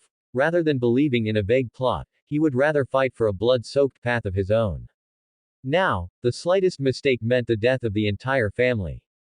Without a moment's hesitation, the cold axe blade slashed hard against his wrist, the sharp edge instantly slicing through the skin and opening the radial artery. Hot blood gushed out, and the sweet, metallic scent of Mareki blood wafted through the dead air. It was the scent demons were most obsessed with and found most irresistible. The demon, which was about to eat Shigeru, froze. Its cloudy, blood-red eyes were instantly filled with the color of blood. Its nostrils twitched wildly, greedily sucking in the bloody scent from the air, like a drunkard smelling aged wine. Its violent aura transformed entirely into an intoxicated craving. A crimson stream flowed continuously from Yuto's wrist, dripping onto the floor and blooming into dark red stains. Every trace of the blood scent seemed to become a lethal lure, driving the demon into a complete frenzy. Its gaze was glued to Yuto, unable to look away. Yuto gripped his bleeding wrist, forcing down the sharp pain from the wound, and turned to run out of the house. Completely bewitched by the blood, the demon lost all reason, leaving only the primal instinct to chase this delicious blood. It stumbled yet followed Yuto with extreme urgency, being led step by step away from the house. Outside, the world was filled with wind and snow. The small path leading to the deep mountain forest was already completely covered by snow several inches thick. The white snow was layered, soft yet heavy. Stepping into it meant sinking up to the calves, creating a heavy resistance with every step as the bone-chilling cold crawled up his legs to his very core. The rugged mountain path was entirely buried in white, the stone steps and dirt road having vanished, leaving only an endless expanse of pure white. Falling snow continuously hit his shoulders and the top of his head, turning into a thin frost in an instant. The cold wind howled, whipping snow into his face with painful force. The world was a vast white blur. Yuto, dressed only in the thin shirt he wore when he left home, held his battle axe and stumbled through the snow. The demon pursued him relentlessly until he dragged his bleeding body to a cliff in the deep mountain forest, where he finally came to a halt. Inside the house, Kanae, Shinobu, and Lady Rai stood frozen. Their hearts sank into an ice cellar along with Yuto's receding figure, filled with heart-wrenching worry and panic. Kanae stood there, her hands tightly clutching the corner of her clothes until her knuckles turned white. Her usually gentle brow was furrowed deeply, her eyes full of unconcealable anxiety and concern. Yuto-kun. She watched Yuto's silhouette disappear into the wind and snow, her lips trembling uncontrollably. Large tears poured down like a broken dam. She hated her own cowardice, hated that she could only hide behind Yuto-kun and watch him fall into danger. A surge of powerless self-blame, helplessness, and regret wrapped around her tightly. Lady Rai trembled uncontrollably, her hands covering her mouth to barely stifle the sobs in her throat. She watched her son use himself as bait, using his blood to lure the monster away. Watching that resolute figure disappear onto the snow-covered mountain path, tears instantly blurred her vision. Her heart was filled with lingering fear, prompting her to pray powerlessly over and over, begging for his safe return. Shinobu had already cried herself into a mess. She had seen with her own eyes her most beloved brother cut his wrist, the crimson blood flowing down his arm. She saw that usually tall figure resolutely step into the vast wind and snow. All her fear, reluctance, and worry erupted at this moment. She could no longer hold it in. Using all her strength, she cried out at the top of her lungs toward the receding figure being swallowed by the snow. Oni-chan. This cry, carrying a broken sob, pierced through the howling wind and snow, echoing for a long time in the empty world. Her face was covered in tears, her body shaking uncontrollably as she desperately tried to rush out of the house. She wanted her brother back, she wanted her Baka Oni to be safe. Even if he teased her again, it didn't matter. She just wanted that Baka Yudo to come back, come back. Kanae tightly held her struggling, desperate sister. Shinobu struggled with all her might, her small hands reaching out helplessly toward the snowy mountain, her bloodshot eyes fixed on the direction Yudo had gone. Her cries were choked and despairing, each shout wrapped in a heart full of concern and fear, shattering into pieces in the wind and snow. Amitabha. Am I still a step too late? Atop a cliff deep within the mountain forest, a foul wind wrapped around the violent roars of a demon, tearing the air into fragments. Withered trees were snapped in half by the forceful gusts whipped up by the demon, and gravel trickled down the cliff edge. Every inch of space was stretched tight, a sense of life and death crisis gripped the throat, and even breathing carried the scent of hot, metallic blood. Yuto gripped his axe tightly with both hands, the blade stained with dust and streaks of blood, its edge glinting with a cold, hard light. Lacking the empowerment of a breathing style, he relied entirely on a powerful physique honed through years of desperate training and combat instincts forged in countless life or death struggles. He fought the demon in a heated battle of attrition, every move and stance carrying a desperate resolve to trade his life for the enemy's. The demon's sharp claws flashed with a bone-chilling light, each swing accompanied by a sharp whistle as it tore through the air, aiming directly for Yuto's heart and neck. Yuto gritted his teeth and lowered his center of gravity, swinging his axe in horizontal slashes, vertical chops, and diagonal parries. The axe head collided violently with the demon's claws time and again, the intense shock traveling up the handle and straight into his arms. The webbing between his thumb and forefinger, which had not yet healed, began to bleed again, and the deep wound in his wrist, cut by a grappling move earlier, was severely aggravated. Blood soaked through his palm and onto the handle, making it difficult to maintain his grip. He exerted all his strength to swing the axe at the demon's body, but the wounds he inflicted were easily covered by its terrifying regenerative abilities. He knew that unless he decapitated the demon with a Nichiren sword or exposed it to sunlight, the demon would never be destroyed and its strength would remain inexhaustible. With every clash, the tearing sensation in his wrist wound intensified.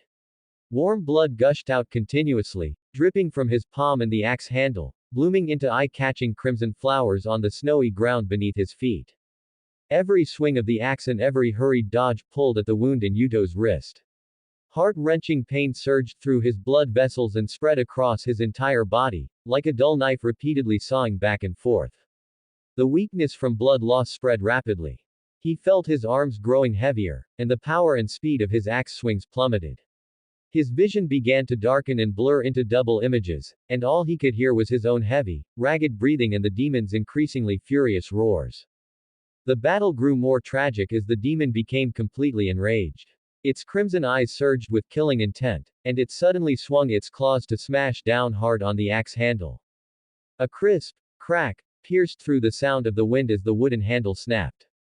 Half of the broken handle slipped from his palm, and Yuto, having lost his weapon, was instantly pushed to the brink. His back was pressed tightly against the cold cliff wall, there was no room left to retreat. Without time to catch his breath, he immediately clenched his blood-stained fists. Without a moment's hesitation, he faced the pouncing demon bare-handed. Without the axe to block, he could only rely on his body to maneuver. The demon's claws grazed past his ear, slicing the skin and leaving a trail of blood. Yuto sidestepped to avoid the fatal blow and smashed his fist into the demon's face. His knuckles struck the demon's hard flesh, causing an immediate, piercing dull pain. The wound on his wrist also burst open further from the exertion, the pain shooting straight to his brain. Excessive blood loss made his limbs feel weak and heavy.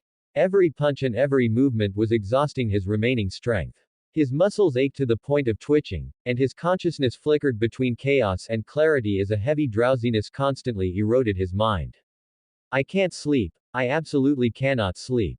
In his daze, faces of his family flashed through Yuto's mind.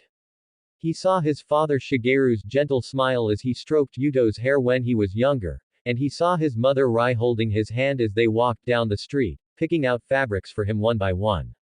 In the blink of an eye, his younger sister Kanae was sitting in his lap, her large eyes blinking as she waited expectantly for the rest of the story he was telling. The world spun, and he saw the cute little Kocho Shinobu flying into his arms, tilting her face up boastfully as she waited for his praise. In an instant, courage and determination overrode all pain and fatigue. He stared fixedly at the demon before him, his eyes filled only with a suicidal obsession. Once he fell, this demon would surely follow the scent straight to his family. He had to hold out until the sun rose, using his own life to ensure their safety. The wind and snow gradually subsided, leaving only a vast expanse of white between heaven and earth. Finally, the first light of dawn broke through the eastern horizon, the golden rays just barely penetrating the mist. The demon seized a vulnerability and lunged forward with a roar, teeth bared. Using the last of his strength, Yudo suddenly lunged forward and locked his arms tightly around the demon's neck, pinning the creature firmly to his chest, refusing to give it any chance to break free.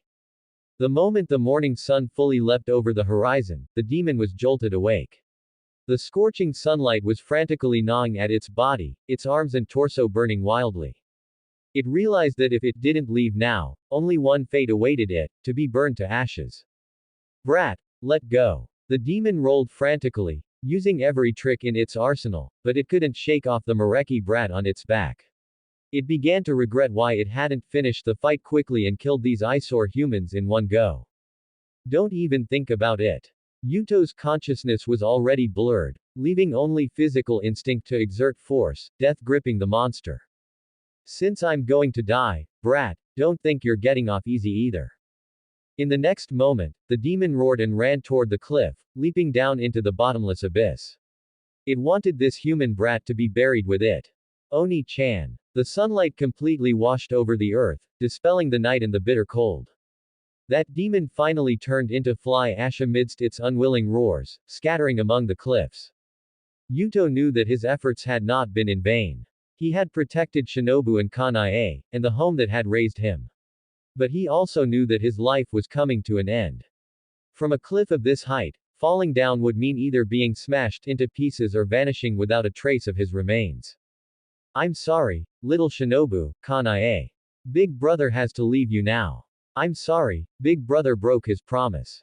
I can't play cards with little Shinobu anymore, and I can't tell stories to Kanae. But, big brother will always love you. The whistling wind of the fall echoed constantly in his ears. Yuto no longer had the strength to open his eyes or save himself. All he could do was wait for the fall to stop, and wait for the darkness to come once more.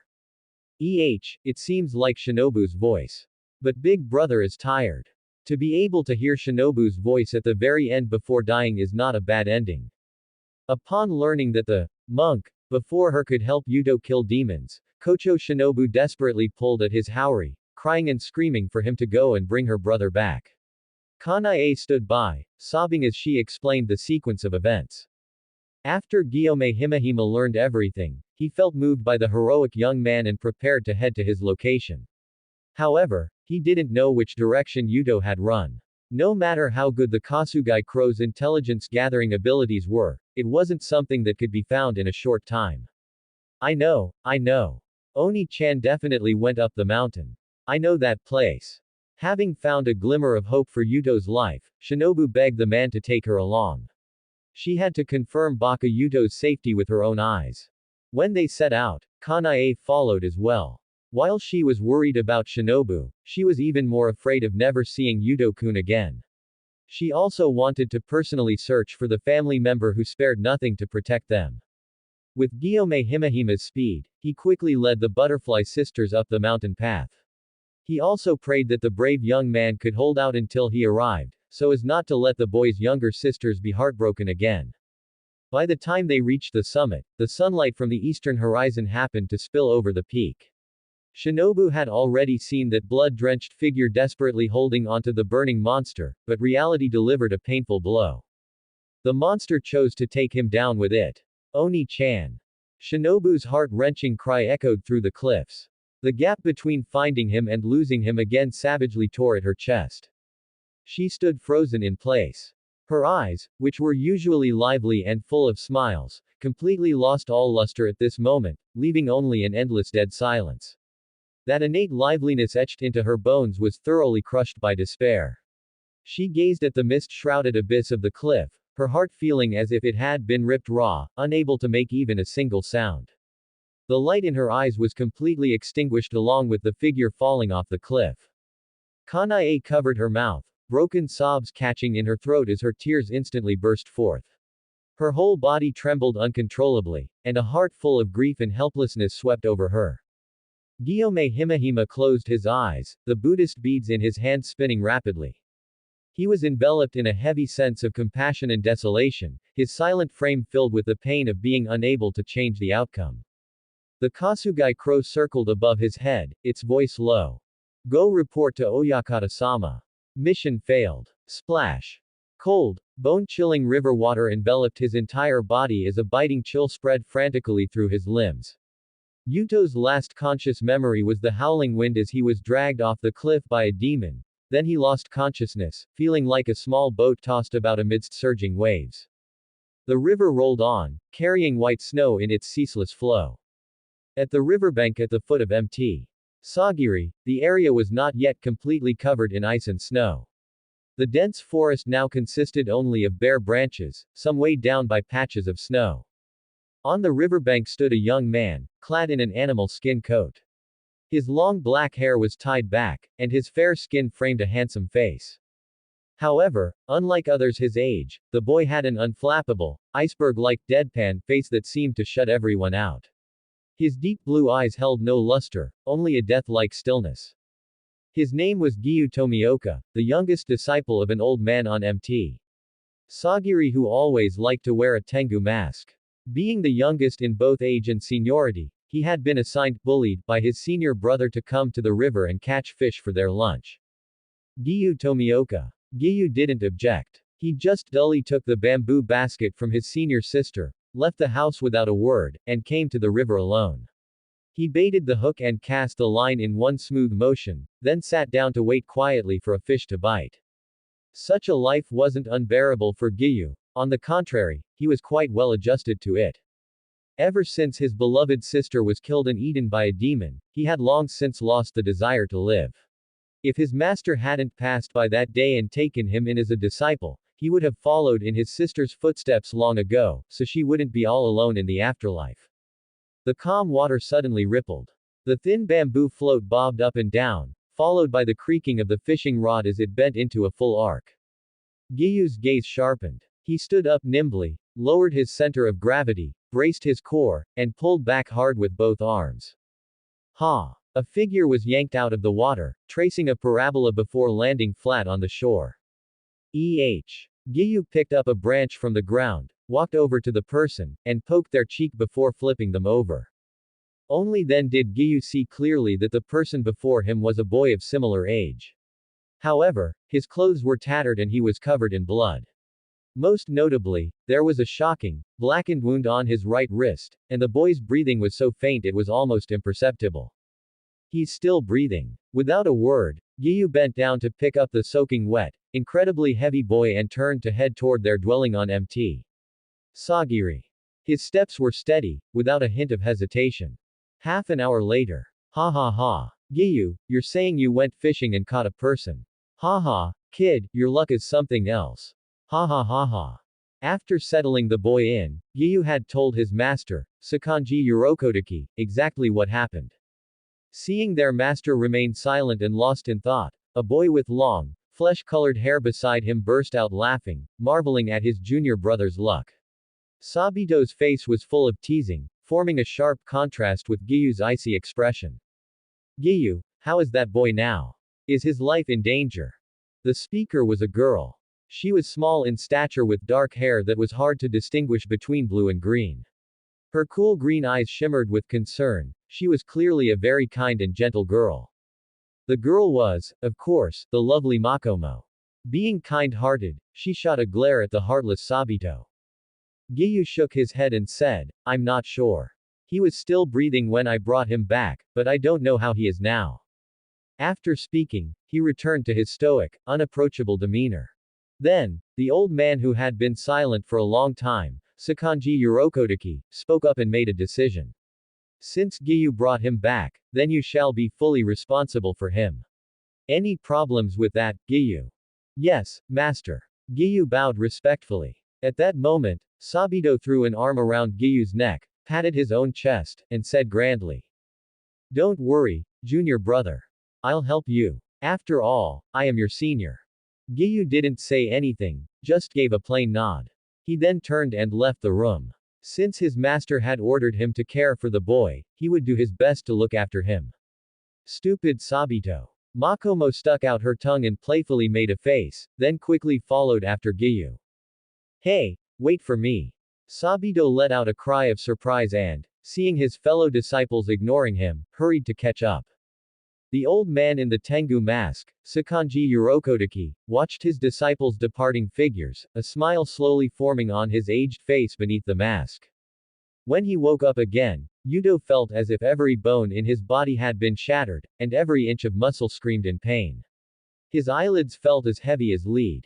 He forced them open just a crack, and what met his eyes was a simple but clean wooden ceiling. The air was thick with the scent of herbs mixed with charcoal. "Where is?" He spoke with a hoarse voice, sounding as dry as a broken gong. "You're awake." A cool, emotionless young voice spoke from beside him. Yuto turned his head with difficulty and saw a black-haired boy sitting on the floor by the window.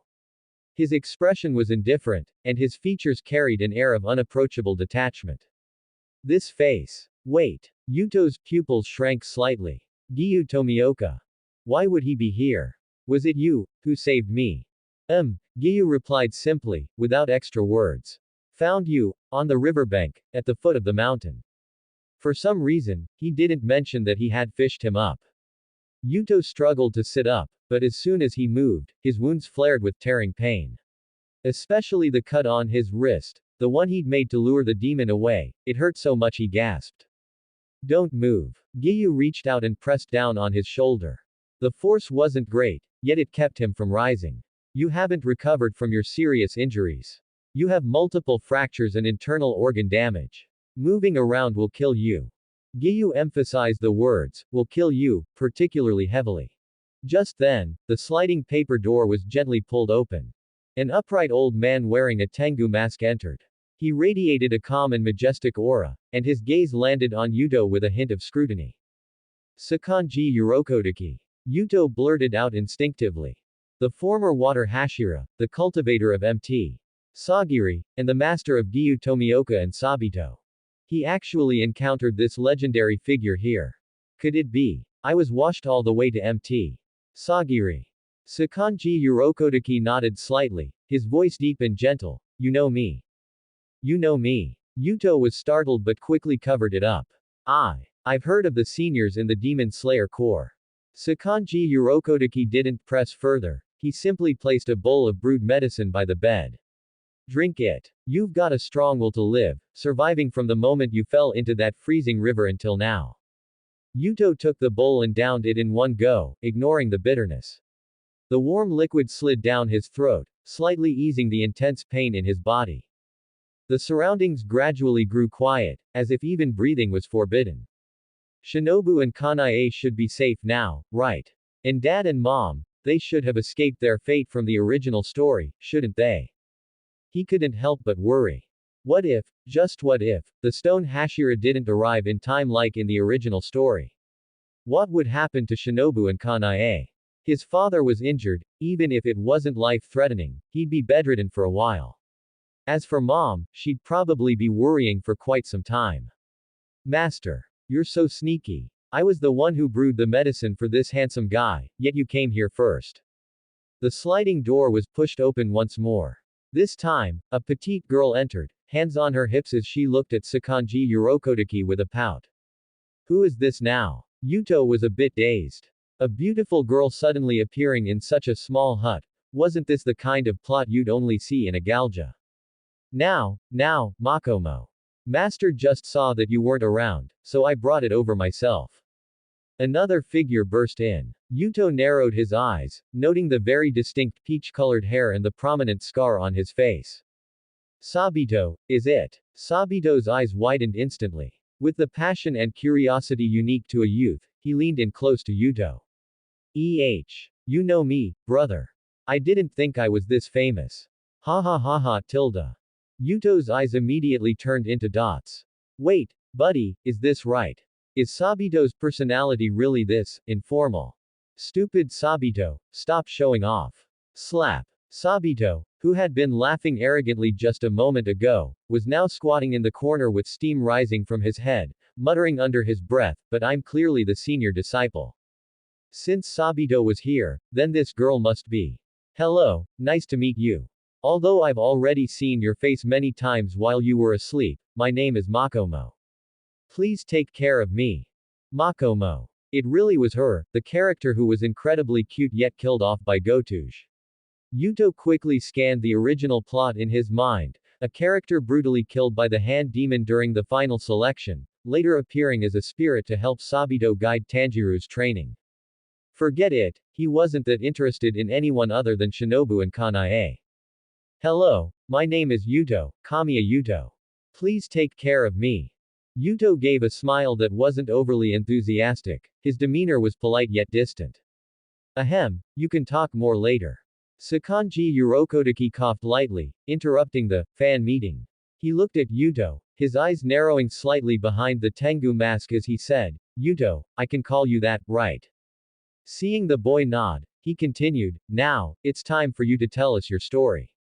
Setting aside how you know me, you were able to call out Sabito's name. Furthermore, those wounds on your body were clearly not caused by a wild beast. And why were you found unconscious in the river? Could you please explain? Right. I'm also very curious, how did you know about me? Sabito, who was supposed to be sulking in the corner, had returned to Makomo's side at some point. His voice sounded excited, but his body instinctively moved to shield Makomo. Giyu stood up, appearing somewhat wary but not overly on guard. Sigh, that's what happens when you let your mouth slip. How am I supposed to explain this? I can't exactly say I've read the manga, that you're all characters in a book, those two died, Giyu ended up crippled, and only you, Sakanji Urokodaki, were left as a lonely old man guarding the mountains. Yuto shook his head, then nodded, and began his story slowly. I'll start from the beginning then. My name is Kamiya Yuto, and I lived in a town about 60 li from Mt. Sagiri. It's quite far from here. My father is a doctor, my mother is a gentle woman, and I have two cute younger sisters. We lived a happy life. Finally, that beast tried to take me down with it and dragged me off the cliff. When I opened my eyes, I was here. As his words fell, the air lapsed into silence. The way the others looked at Yuto was no longer with wariness, but was replaced by a slow-growing sympathy and helplessness. The playful Sabito had gone quiet. Makomo's eyes were already brimming with tears, her voice choking up. You must love your sisters very much, right? You were even willing to sacrifice yourself for them. You're a good brother. Yuto nodded as if it were the most natural thing in the world. Was it a joke? What brother doesn't love his sisters? Especially when they're those two little butterflies. Risking his life was nothing. At worst, he'd just start a new game. He gave a faint smile and said nonchalantly, I am the elder brother, protecting my sisters is my responsibility. It's nothing special. Any brother or sister would do the same. Hearing this, Giyu's gaze darkened. He remembered his own sister, who had also been eaten by a demon to protect him. Sakanji Urokodaki fell into silence. His aging face behind the Tengu mask was equally unsettled. He thought of his past disciples, who had one by one entered Mt. Fujikasane full of confidence, yet in the end, not a single one had come back out. He wished more than anything that he could have died in his disciples' stead. But it was like a curse, every time they left filled with hope, what eventually returned were nothing but broken swords. What are your plans now? After a long while, Sakanji Urokodaki asked in a low voice, his wariness gone. Hearing this, Yuto ignored his heavily injured body and sat up. Using all his strength, he slowly knelt before the old man and prostrated himself. I would like to ask you, senior, to help me find traces of my family. For Yuto, even after coming to this world, he still couldn't discard the habits of his previous life's country. The most typical example was Theshiza, style of sitting. Yuto refused to sit that way no matter what. A man has gold under his knees, he kneels to the heavens, to the earth, and to his parents. Yuto would not kneel easily to anyone else. However, he now needed Sakanji Urokodaki's power. More specifically, he needed Sakanji's connections as the former water Hashira to find the whereabouts of Kanae, Shinobu, and his parents. I can promise you that. He then looked at Giyu. Giyu, take a trip to the place Yuto mentioned. If necessary, you can seek help from the current master through the Kasugai Crow. Yes. Giyu responded in a low voice. Thank you, senior. Thank you, brother Tomioka. After speaking, Yuto could no longer support his body and fainted the next moment. This child. Sakanji Urokodaki looked at the unconscious Yuto, his gaze revealing a bit of helplessness and satisfaction. Good character, values relationships, humble and polite. This was his evaluation of Yuto. Master, Yuto. Sabito spoke up at the right time. To be honest, he was also starting to pity this youth who wasn't much different in age from himself. To protect his family, he had faced a near-death situation, and after falling off a cliff, his first concern was still his family's safety. This made Sabito both admire and pity him. Sakanji Urokodaki nodded. As I said, Giyu will go. Sabito, you go along with him. Your junior brother alone. Before he could finish, Sabito nodded with a look of understanding. After all, if they let that stone face ask for directions, it would be a miracle if he didn't scare everyone away. Makomo, I'll leave Yuto's care to you for the next few days. Understood, master. Makomo agreed with a smile. She was starting to get curious about Yuto and wanted to get to know this charming youth better. Perhaps when he wakes up, you'll have another junior brother. Leaving behind those words, Sakanji Urokodaki departed. He indeed had the intention of taking Yuto as a disciple, but the premise was that Yuto had to pass his test, the same test every disciple had to undergo. Shinobu, Kanae, wait for me a little longer. Your brother will definitely find you. In his sleep, Yuto's furrowed brows gradually turned determined. No matter the ends of the earth, he would definitely find them. Things at Mt. Sagiri had temporarily come to a pause, and everyone was attending to their duties. Sakanji Urokodaki arranged for Giyu Tomioka and Sabito to gather information on the Kocho family, while Makomo remained at their residence on Mt. Sagiri to carefully look after Kamiya Yuto, who had fallen into a coma once again. Just like that, Mt. Sagiri welcomed a period of peace once more, but the previous events were like stones thrown into a calm lake, creating ripples one after another. The scene shifts to the Butterfly Mansion. The house, which used to be filled with a warm, cozy atmosphere, was now enveloped in an impenetrable silence, and even the wind blowing outside the window carried a bone-chilling cold. Kocho Shinobu curled up on the tatami mats in her room. Her once clear and lively purple eyes were now hollow and devoid of any luster, as if her soul had been drained away, leaving only an empty shell. She maintained the same posture for a long time, her fingertips clutching the fabric in front of her so tightly that her knuckles turned white.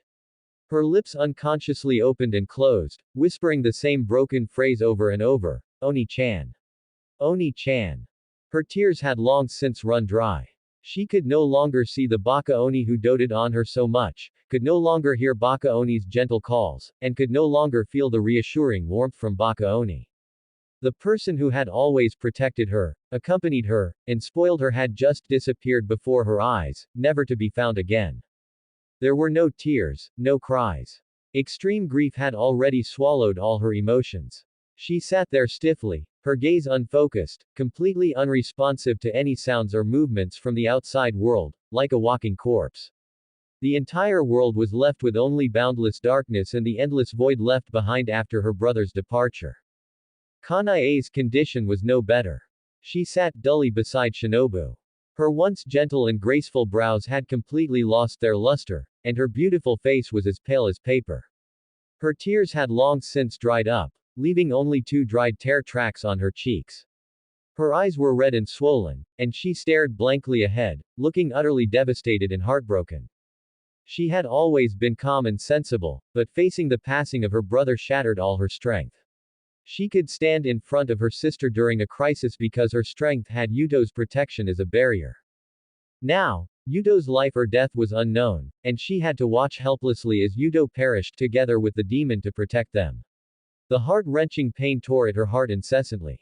That was the brother who had used up all his gentleness and affection on her, accompanying her through countless days and nights. Even without a blood relationship, he was the relative she loved most in her heart. His sudden departure made even breathing feel dull with pain. She was firmly gripped by despair and sorrow, unable to move. The two sisters remained immersed in the extreme grief of losing their brother, having completely lost their former vitality and energy. The surrounding air seemed to have solidified, leaving only suffocating sorrow.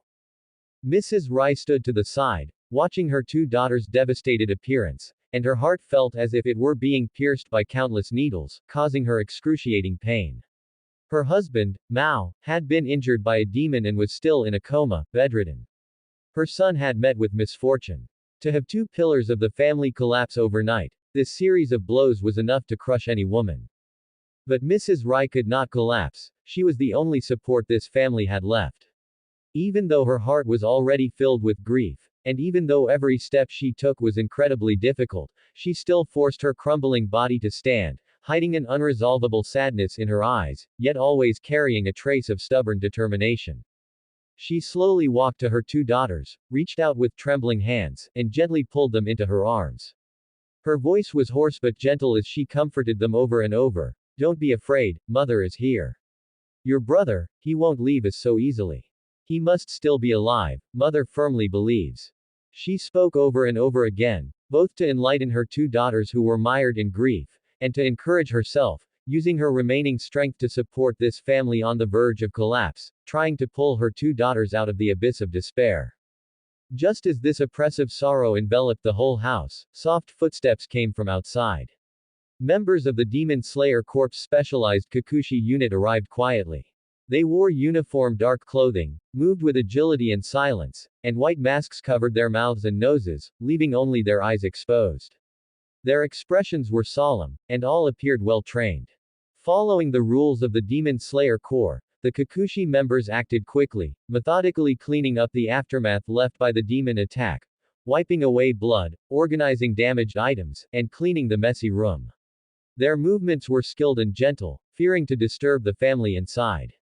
After everything was tidied up, the leader of the Kikushi unit stepped forward, bowed slightly to Mrs. Rai, and spoke in a respectful and sincere tone. "Mrs. Rai, we express our deepest regrets regarding what happened to your son. But as Mr. Kocho is severely injured and has not yet recovered, and you have encountered such an incident, this residence is no longer safe. We suggest that you take the two young ladies and move to the Demon Slayer Corps headquarters. There, we have the most professional medical staff and perfect protective measures. Mr. Kocho can receive the best treatment, and the two young ladies can also be properly cared for." These words awakened the mother and two daughters who were immersed in sorrow. That's right, Mao's injury was caused by a demon. Ordinary doctors could not treat it at all. Only the Demon Slayer Corps headquarters had complete treatment methods. Only by going to the headquarters could Mao have a possibility of recovery. Mrs. Rai was somewhat moved. This was indeed the best solution for now. She did not make a hasty decision but turned her gaze to her two daughters, suppressing the grief in her heart, and asked softly.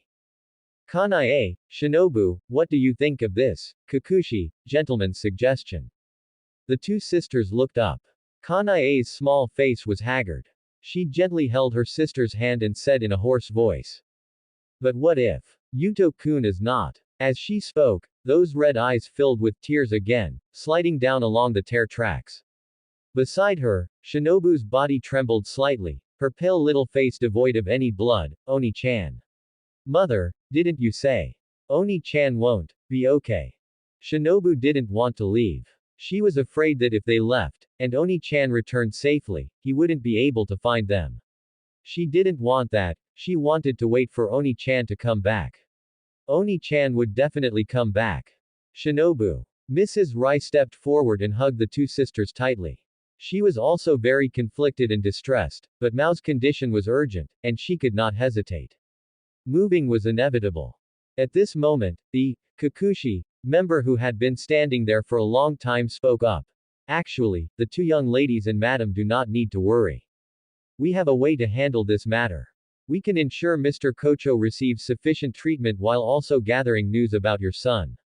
He paused and said. Our Demon Slayer Corps has strongholds in every city, voluntarily established by families who have received the grace of the Demon Slayer Corps for generations, called Wisteria House.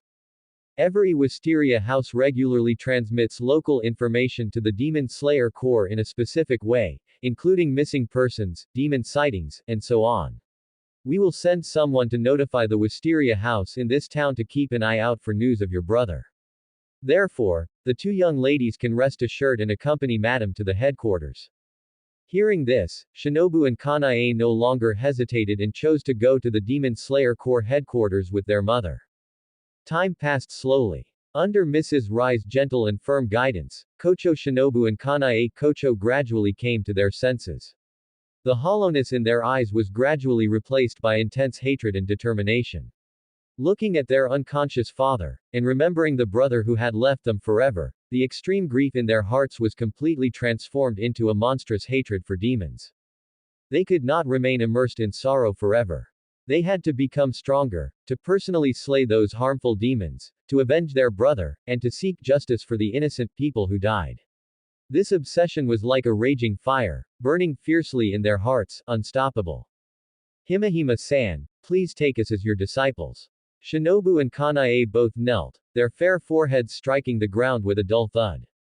After reflecting on the painful experience, the two sisters wiped the tears from the corners of their eyes. With unwavering determination in their gaze, they set off together and found Guillaume Himahima, who was temporarily staying nearby. At that time, Guillaume Himahima sat cross-legged with his hands joined in prayer, exuding an aura of compassion and solemnity. He had also witnessed Yudo falling off the cliff, and his heart was filled with sighs and pity for the courageous and decisive young man. I will not take you as my disciples. Guillaume shook his head, decisively refusing Shinobu and Kanae's request. He looked at their figures prostrated on the ground, feeling a bit of pity, and continued. You are still young. Joining the Demon Slayer Corps means facing a life and death struggle. This path is full of thorns and danger. You could have better lives, there is no need to sacrifice yourselves for this. He knew well the hardships of the Demon Slayer Corps members, who risked their lives against demons every day and could lose them at any moment. He couldn't bear to see these two young girls, who had just lost a loved one, embark on such a perilous path. But Shinobu and Kanae did not flinch in the slightest. They remained kneeling, but now they straightened their backs and fixed their eyes on Guillaume. There was no fear in their gaze, only a persistence that would not stop until they reached their goal, a determination forged through grief that no one could shake. Their gazes were burning and firm, filled with hatred for the demons and a longing for revenge. That obsession was clearly conveyed to Guillaume Himahima. They were unwilling to let it go, unwilling to wait for others' protection forever. They wanted revenge. If they were a bit stronger, Yuto-kun Oni-chan wouldn't have had to bear the heavy responsibility of protecting the family alone. If they were a bit stronger, they wouldn't have watched helplessly as Yuto-kun Oni-chan fell off the cliff. Guillaume looked at the undisguised resolve in their eyes and sighed helplessly in his heart. He knew that the pain of losing their brother and their hatred for demons had already made them determined to face death. This sentiment couldn't be dissuaded with a few words. He couldn't stop them, nor could he completely extinguish the only obsession in their hearts. After a long silence, Guillaume Himahima finally compromised. He spoke slowly, his voice carrying some compassion. I understand. I have sensed your resolve. I cannot personally guide you. My breathing style is too fierce and has extremely high requirements for the user's physical fitness. I will introduce you to the flower Hashira. You will train under her at the Butterfly Mansion and learn flower breathing. Upon hearing this, Kocho Shinobu and Kanae Kocho's eyes finally filled with tears. This time, they were no longer tears of sorrow, but tears of resolve and hope. They bowed deeply to Guillaume Himahima, then stood up and walked toward where their mother was. Guillaume watched their retreating figures, lost in thought. He slowly raised his hand, and before long, an entirely black Kasugai crow landed on his arm. After he whispered a few instructions, the Kasugai crow flew away with a caw-caw. A few days later, they arrived at the Demon Slayer Corps headquarters, which was surrounded by wisteria flowers blooming across the mountains and plains all year round. The fragrance of medicine in the Butterfly Mansion lingered all day long. The gentle scent of herbs soothed the pain of their wounds and gradually dispelled the lingering shock of the past few days. Shigeru's injuries improved day by day under the meticulous care of the butterfly mansion. Rai always stayed by her husband's side, serving medicine, feeding him, and wiping his body, unwilling to leave for even a moment. The anxiety in her eyes finally faded a bit, replaced by the peace of having recovered what was lost in her cautious protection. One day, the door to Shigeru's ward was gently pushed open, and a figure wearing a pink and white haori, surrounded by a faint floral fragrance, stepped in. It was the flower Hashira. Having heard that the Kocho family had suffered a disaster and were settled here, she immediately put down her training and came to visit in person. Sunlight poured over her through the curtains, her eyes were curved into crescents, carrying a natural, cheerful warmth, with none of the arrogance or aloofness of a Hashira. Rai heard the movement and hurriedly stood up to bow. She naturally recognized the person before her. It was the flower Hashira who had helped her husband, Shigeru, escape the trap. Her eyes were full of sincere gratitude. Flower Hashira-sama, thank you for your help, allowing our family to have a place of peace, and for the careful treatment at the butterfly mansion.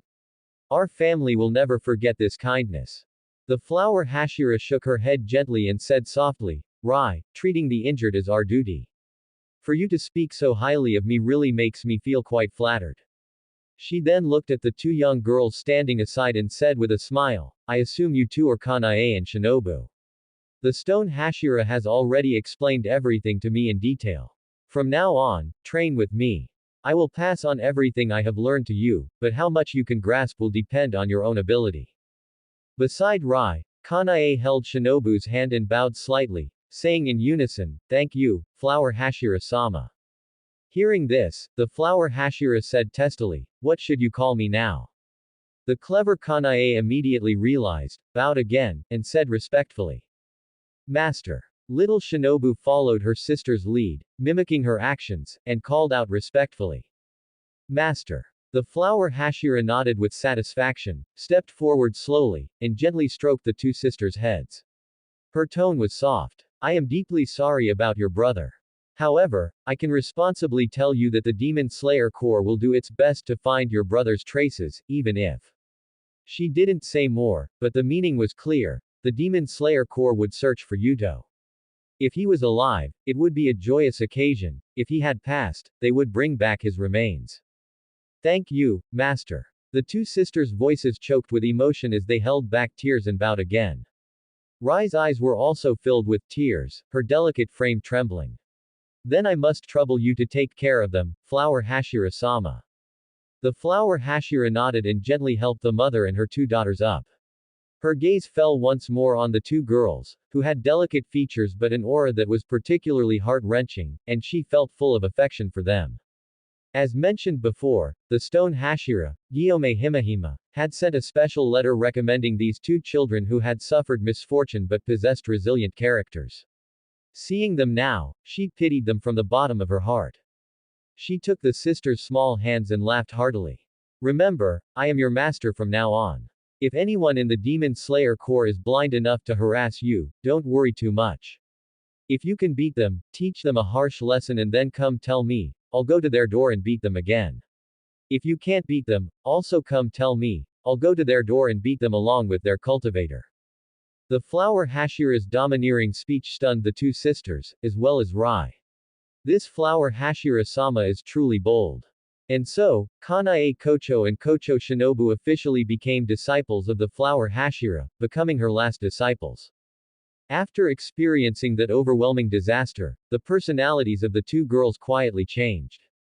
Little Shinobu, no, Kocho Shinobu, completely shed her former lively, tsundere, and playful self. The vibrancy and spontaneity belonging to a child were deeply buried in her heart along with the incident involving Yuto. She learned to always wear a gentle smile, using this seemingly soft shell to wrap all her sadness, anger, and resentment. She always thought silently to herself that even if Oni-chan had gone to heaven, she couldn't let him worry. Because she feared he would be sad, she had to pretend everything was fine and live her life well. But under this smile, a maturity and slyness unbefitting her age gradually grew. Her thoughts became meticulous, and her emotions were no longer easily revealed. Even if her heart was in turmoil, her face remained a calm and breezy smile. Kanae Kocho remained as gentle as water, modest and well-behaved. However, this gentleness was no longer pure innocence, it had become a barrier to mask the pain and anger in her heart. She would meticulously care for her mother and father and treat everyone around her gently, using gentleness to dissolve all negative emotions and never showing her vulnerability to others. Only when facing Rai, her gradually recovering father, and her master, the flower Hashira, would the sisters occasionally drop their disguises. Beside their mother, Shinobu would quietly show some dependence, and Kanae would reveal a bit of exhaustion. Before the flower Hashira, they would lower their guard and be honest about their shortcomings and feelings. Only at these moments could one glimpse the true vulnerability in their hearts. But most of the time, Kocho Shinobu always wore a perfectly poised smile, and Kanae Kocho was always gentle to others, each using their own disguise to support their strength. When consciousness awakened from its deep slumber, the faint light of dawn was already visible outside the window. The cabin was so quiet that only the crackling of burning firewood remained. The scent of faint herbs and pine lingered at the tip of his nose. The wounds on his wrists and all over his body had been carefully bandaged, and the pain had eased significantly, leaving only the soreness that follows exhaustion. Yuto slowly opened his eyes, gazing at the simple yet clean ceiling. The mind that had been taught for so long finally relaxed in these mountains, almost completely cut off from the world. Little did he know, he had been unconscious for 4 whole days. At this moment, Makomo was sitting to the side, sorting through dried herbs. Seeing him open his eyes, she immediately put down what she was holding and walked over quickly, her tone light and gentle. Yuto, you're awake. How do you feel? Master said yesterday that you were recovering very quickly, and sure enough, you woke up today. Thank you, Miss Makomo, sorry for the trouble these past few days. Yuto's voice was slightly hoarse, but it carried a long-lost sense of stability. It's no trouble at all. Makomo waved her hands repeatedly, then, as if remembering something, she playfully stuck out her little tongue. You don't mind if I just call you Yuto, do you? She had been a bit too excited earlier and forgotten about this. Now that she wasn't very familiar with Yuto yet, she was afraid he might think she was a very casual person if she called him by his name directly. Yuto smiled and shook his head, saying with a smile, it's fine, as long as you don't mind, Miss Makomo. Seeing that he really didn't mind, Makomo smiled and brought over warm water and brewed medicinal soup. Master says you have a tough life, and as long as you recuperate well, you will get better. Oh, and Yuto, you can just call me Makomo from now on. Calling me, Miss, is too embarrassing. The young girl's face turned red as she spoke. She had lived in the mountains with her master and fellow disciples for years.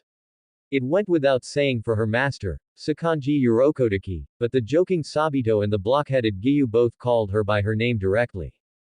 Now that the other party kept calling her, Miss, right off the bat, the thin-skinned Makomo was definitely embarrassed. Over the next few days, Giyu and Sabito were late in returning, which inevitably made Yuto anxious. He didn't know if the plot's corrective ability had taken effect. But he also knew that worrying by himself wouldn't change anything, so he tried his best to convince himself and attempted to gradually accept the days of waiting. Makomo noticed Yuto's restlessness. Her little head had a flash of inspiration, and with a wave of her small hand, she extended an invitation to him. In the early morning, he followed Makomo up the mountain to pick edible wild vegetables and herbs, identify mountain plants, and listen to the rustling of the wind through the forest. In the afternoon, he sat by the riverbank basking in the sun, watching the stream flow slowly, occasionally helping to gather firewood, or quietly watching Makomo prepare ingredients and make dinner.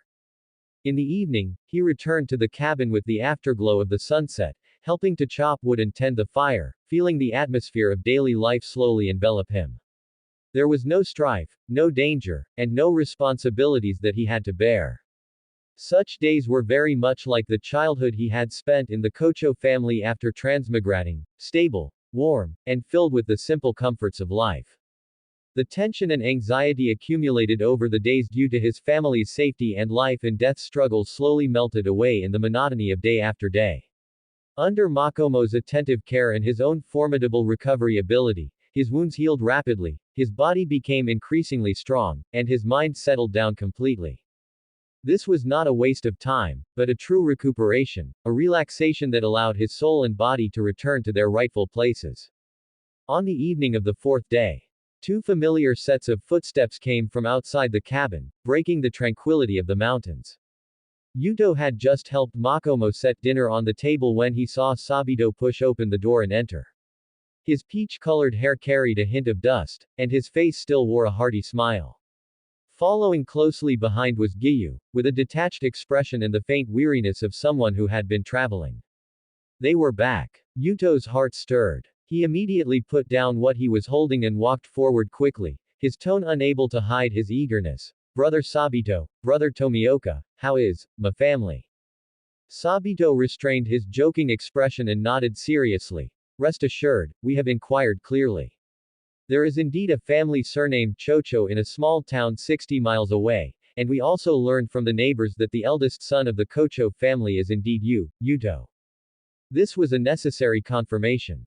After all, Yuto could be said to have an unknown origin, and merely trusting his one-sided words before his second coma was not enough to put Sabito at ease. The butterfly mansion is already empty.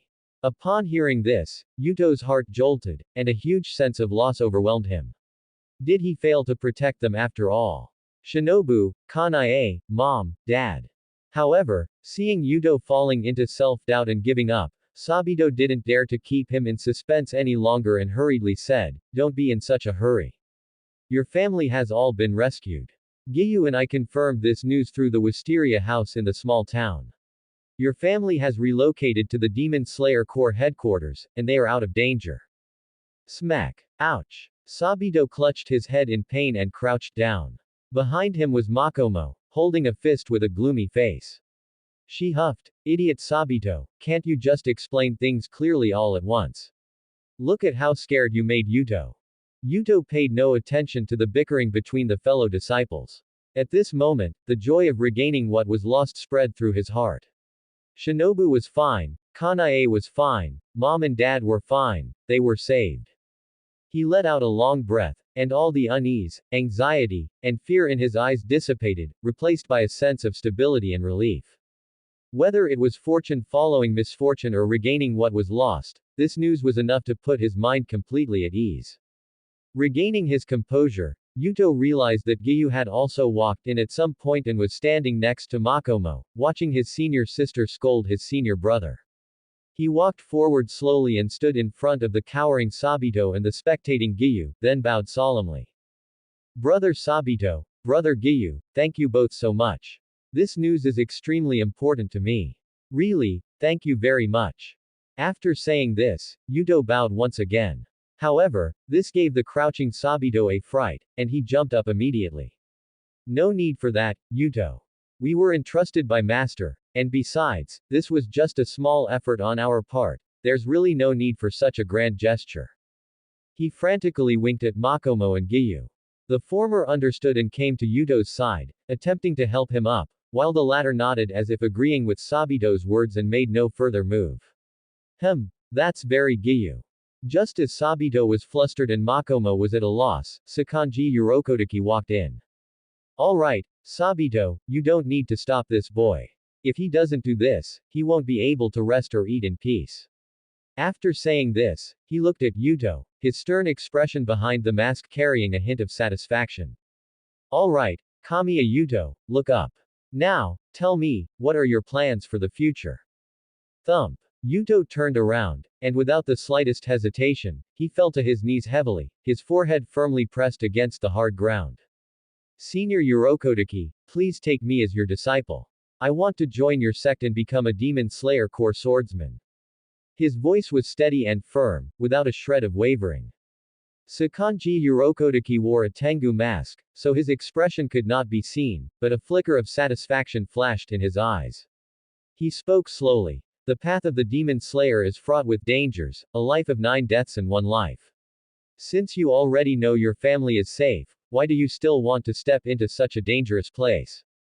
Since you already know your family is safe, why do you still wish to enter such a perilous place?" "Because I don't want to be weak anymore. Yuto raised his head, his gaze clear and sharp. Last time, facing just an ordinary demon, I fought desperately, even resorting to using myself as bait, and still could barely defeat it.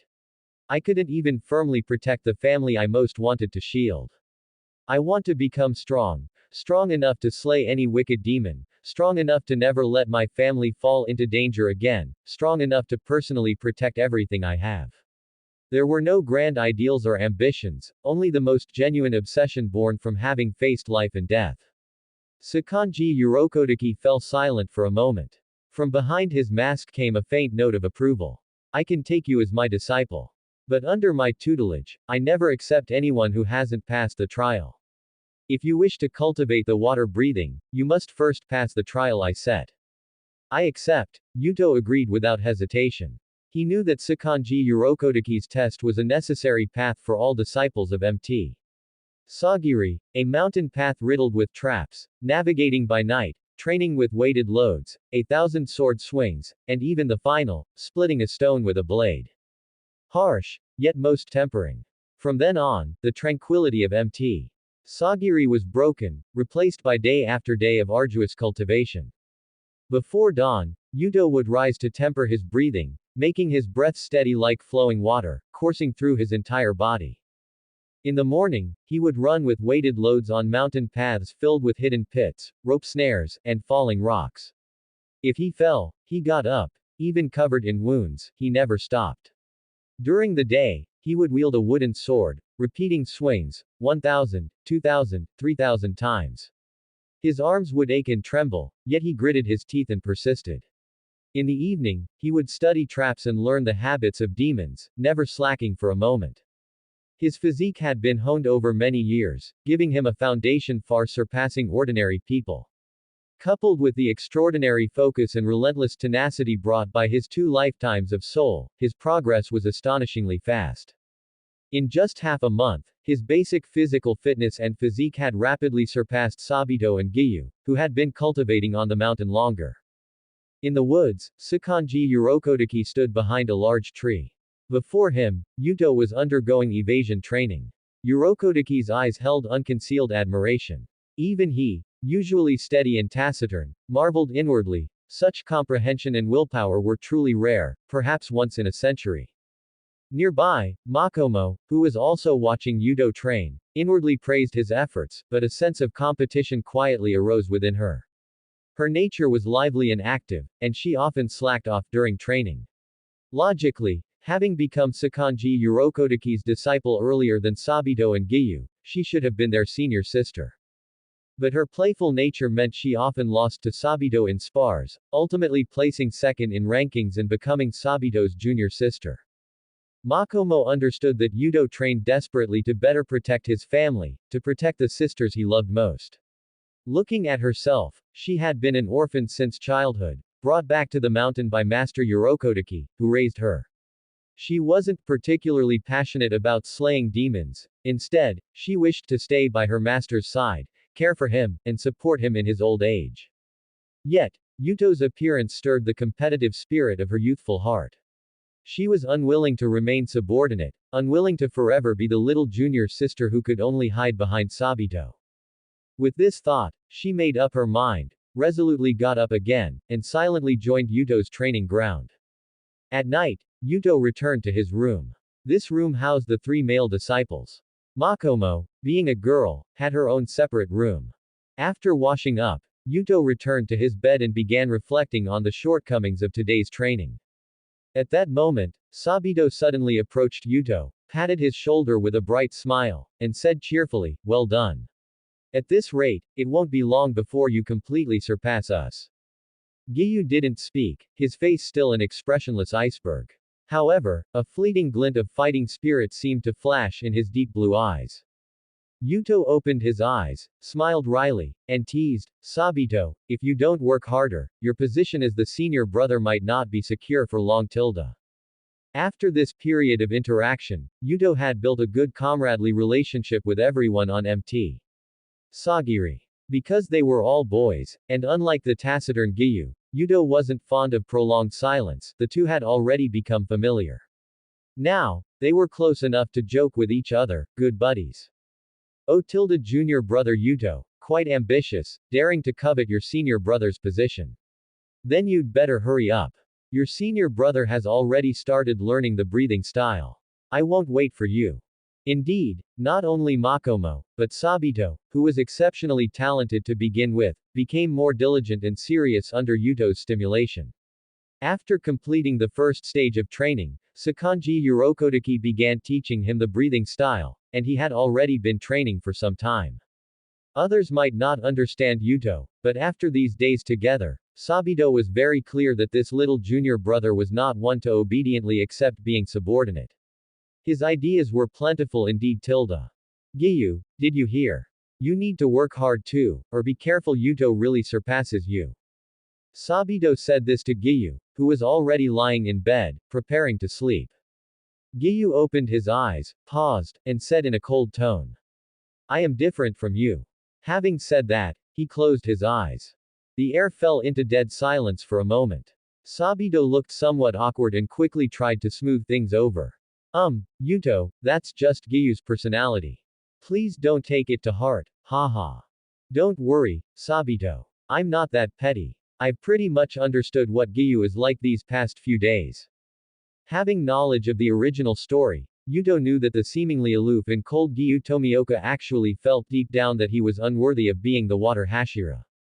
He believed that if Sabito hadn't sacrificed himself to protect him, the position of water Hashira should have been Sabito's. That's why, later on, he so urgently hoped Tanjiro would grow up quickly and stand on his own. Perhaps he was thinking of his sister, killed by a demon, which is why he said those words. Seeing that Yuto wasn't angry or upset by this, Sabito also believed Yuto truly hadn't taken Giyu's words to heart and couldn't help but let out a long sigh of relief. Training continued as usual. However, what pleased Sakanji Urokodaki was that his second disciple, the only girl among them, Makomo, had begun to train diligently and with great effort.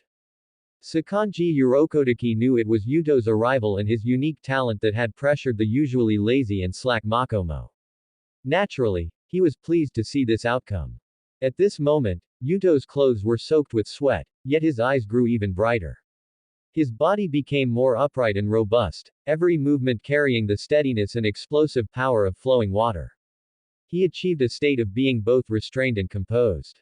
On this day, watching Yuto steadily complete nearly 10,000 sword swings without his breathing faltering in the slightest, Sakanji Urokodaki finally spoke slowly, his voice steady and solemn. Your foundation is now sufficient. Starting today, I will teach you water breathing. A cool mountain breeze passed through the forest. The ice and snow had long melted, and a scene full of spring vitality filled the entire mountain woods. Yuto tightened his grip on the wooden sword in his hand. A flame named protection ignited in the depths of his eyes. The true cultivation of Mt. Sagiri began from this point. Early morning on Mt. Sagiri, the morning mist had not yet dispersed, and the forest was permeated with a crisp chill. Yuto held a wooden sword. Recent training and his years of chopping wood had long since covered his palms in thick calluses. He stood straight, though he was trembling slightly. This day, these words, he had finally waited for them. His foundations had long been polished to perfection, lacking only the final addition of the breathing style. Mastering the breathing style meant that Yuto would henceforth have the ability to slay demons. Watch closely.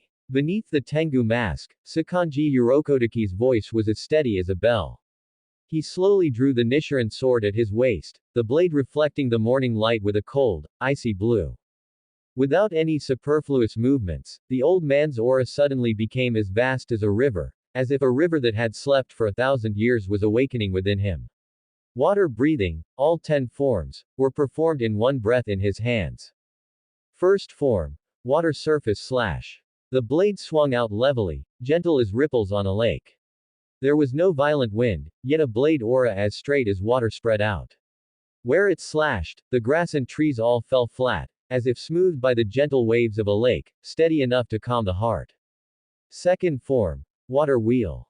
His body spun up, the blade light circling his body like a water wheel turning in a stream. The water flowed in a circle, the sword technique perfect and seamless. Every inch of the arc adhered to the rhythm of water, hiding strength within softness, instantly turning the space around him into a domain of water. Third form, flowing dance. The sword technique suddenly became agile and elegant, his footsteps as light as walking on water. The blade light was continuous, like a stream winding through the crevices of stones, circuitous yet never breaking. Within the softness lay an indomitable resilience. Every strike was like flowing water wrapping around stone, discharging force while storing it. Fourth form, striking tide. His aura suddenly surged, the sword slashed repeatedly, layers of blade aura overlapping and rushing forward, like waves crashing against the shore during a high tide, one wave higher than the last. The force was heavy and fierce but not violent, carrying the unique weight and majesty of the ocean tide, causing the air in the forest to vibrate slightly. Fifth form, blessed rain after the drought. The sword technique suddenly retracted, becoming gentle and moist, like sweet rain falling slowly after a long drought. The blade hung low, the trajectory of the swing soft and delicate.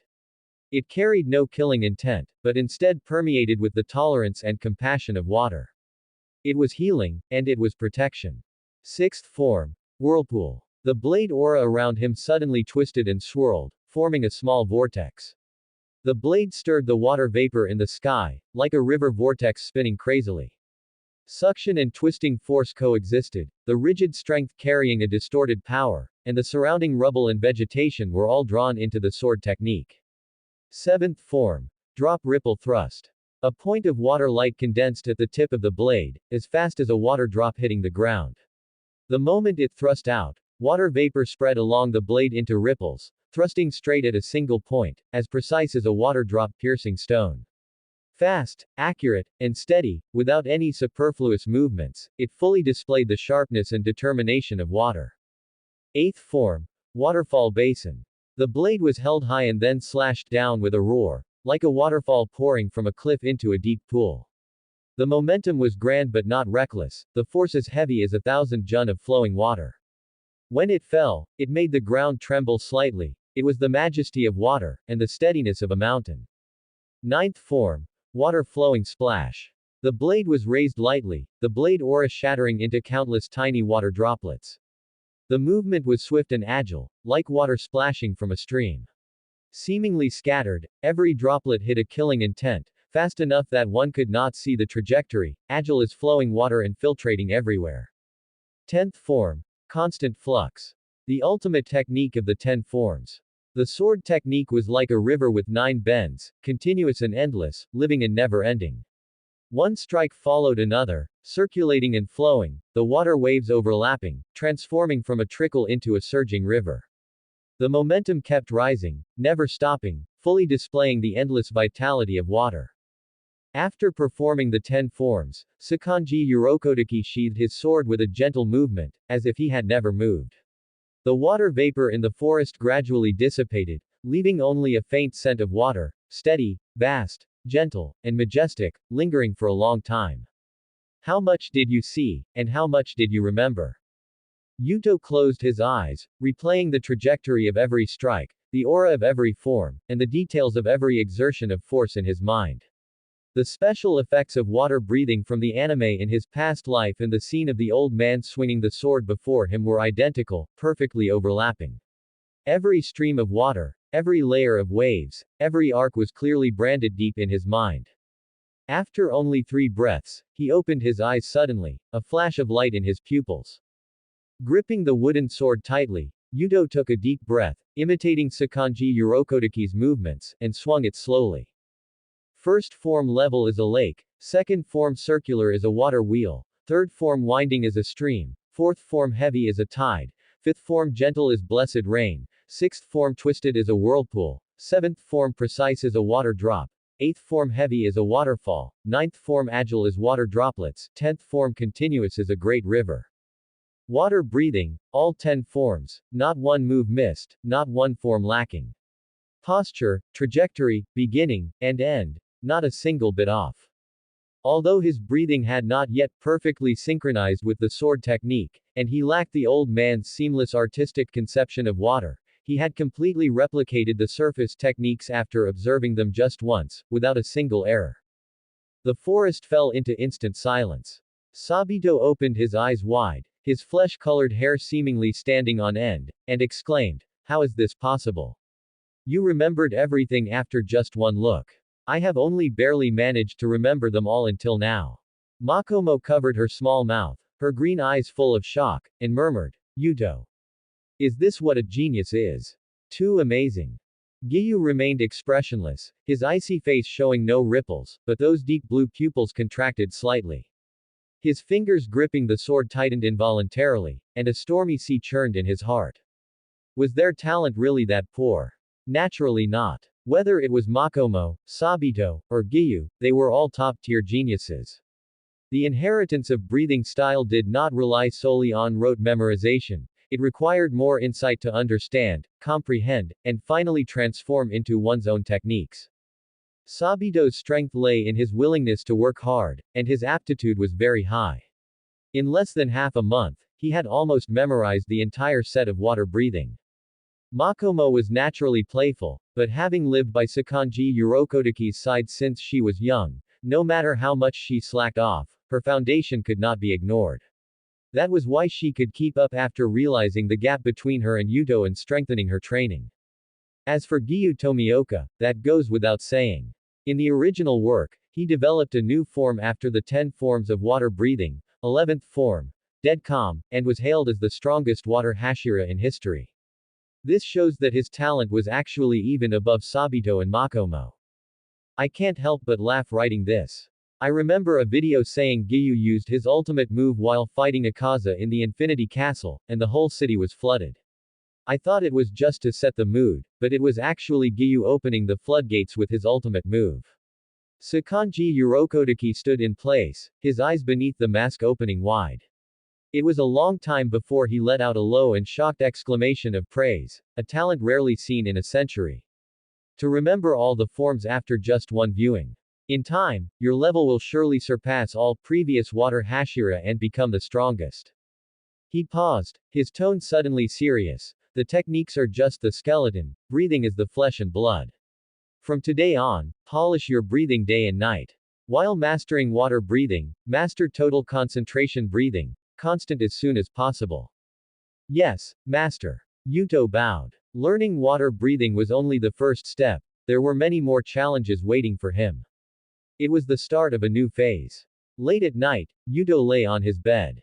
Sabito and Giyu were already fast asleep, leaving him as the only one still awake. He was feeling a bit troubled at the moment.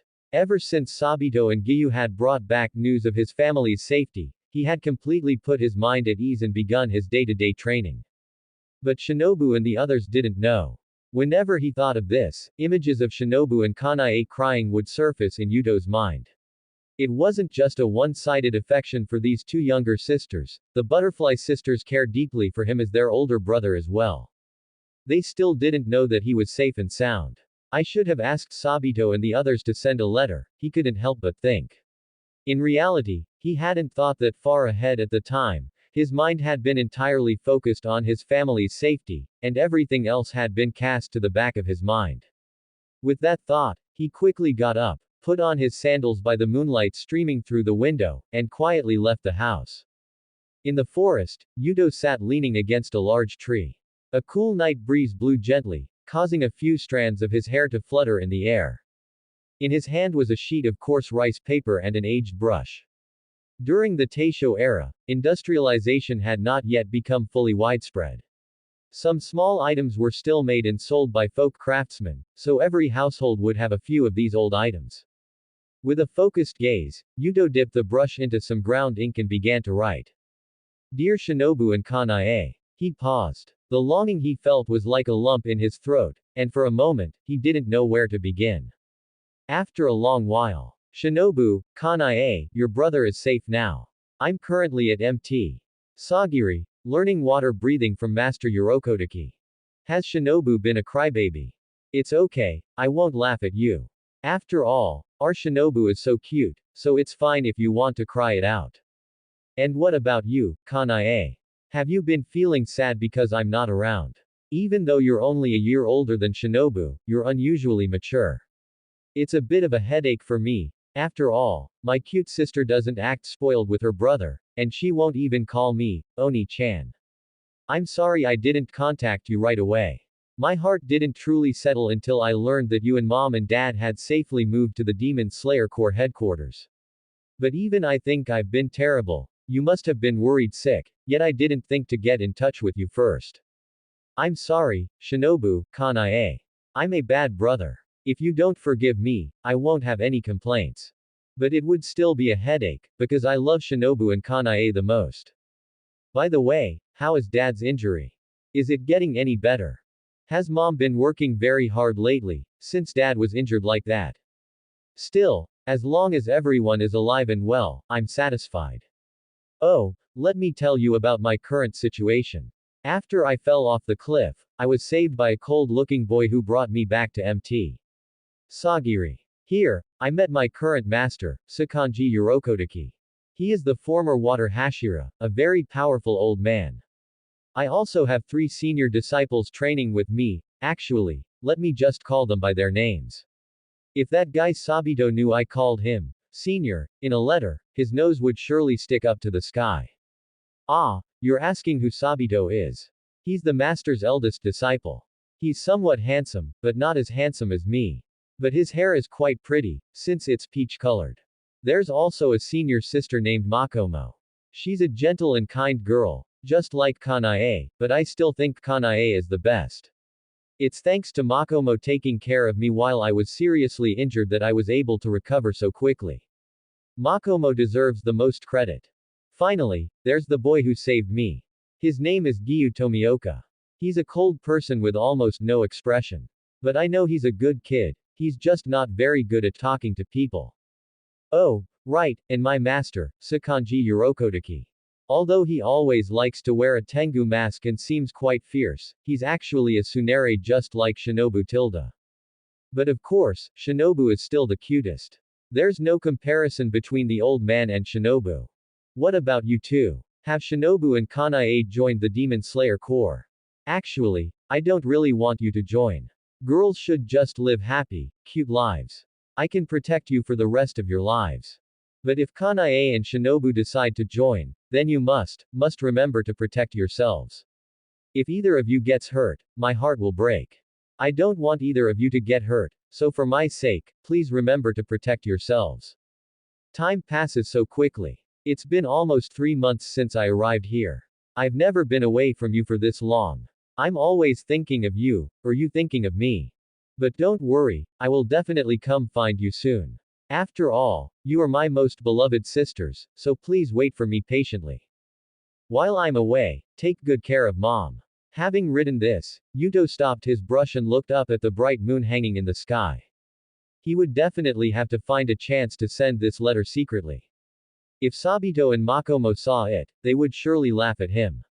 After all, being this old and still saying things like, your brother loves you tilde, or, your brother misses you tilde, would definitely be something they'd tease him about.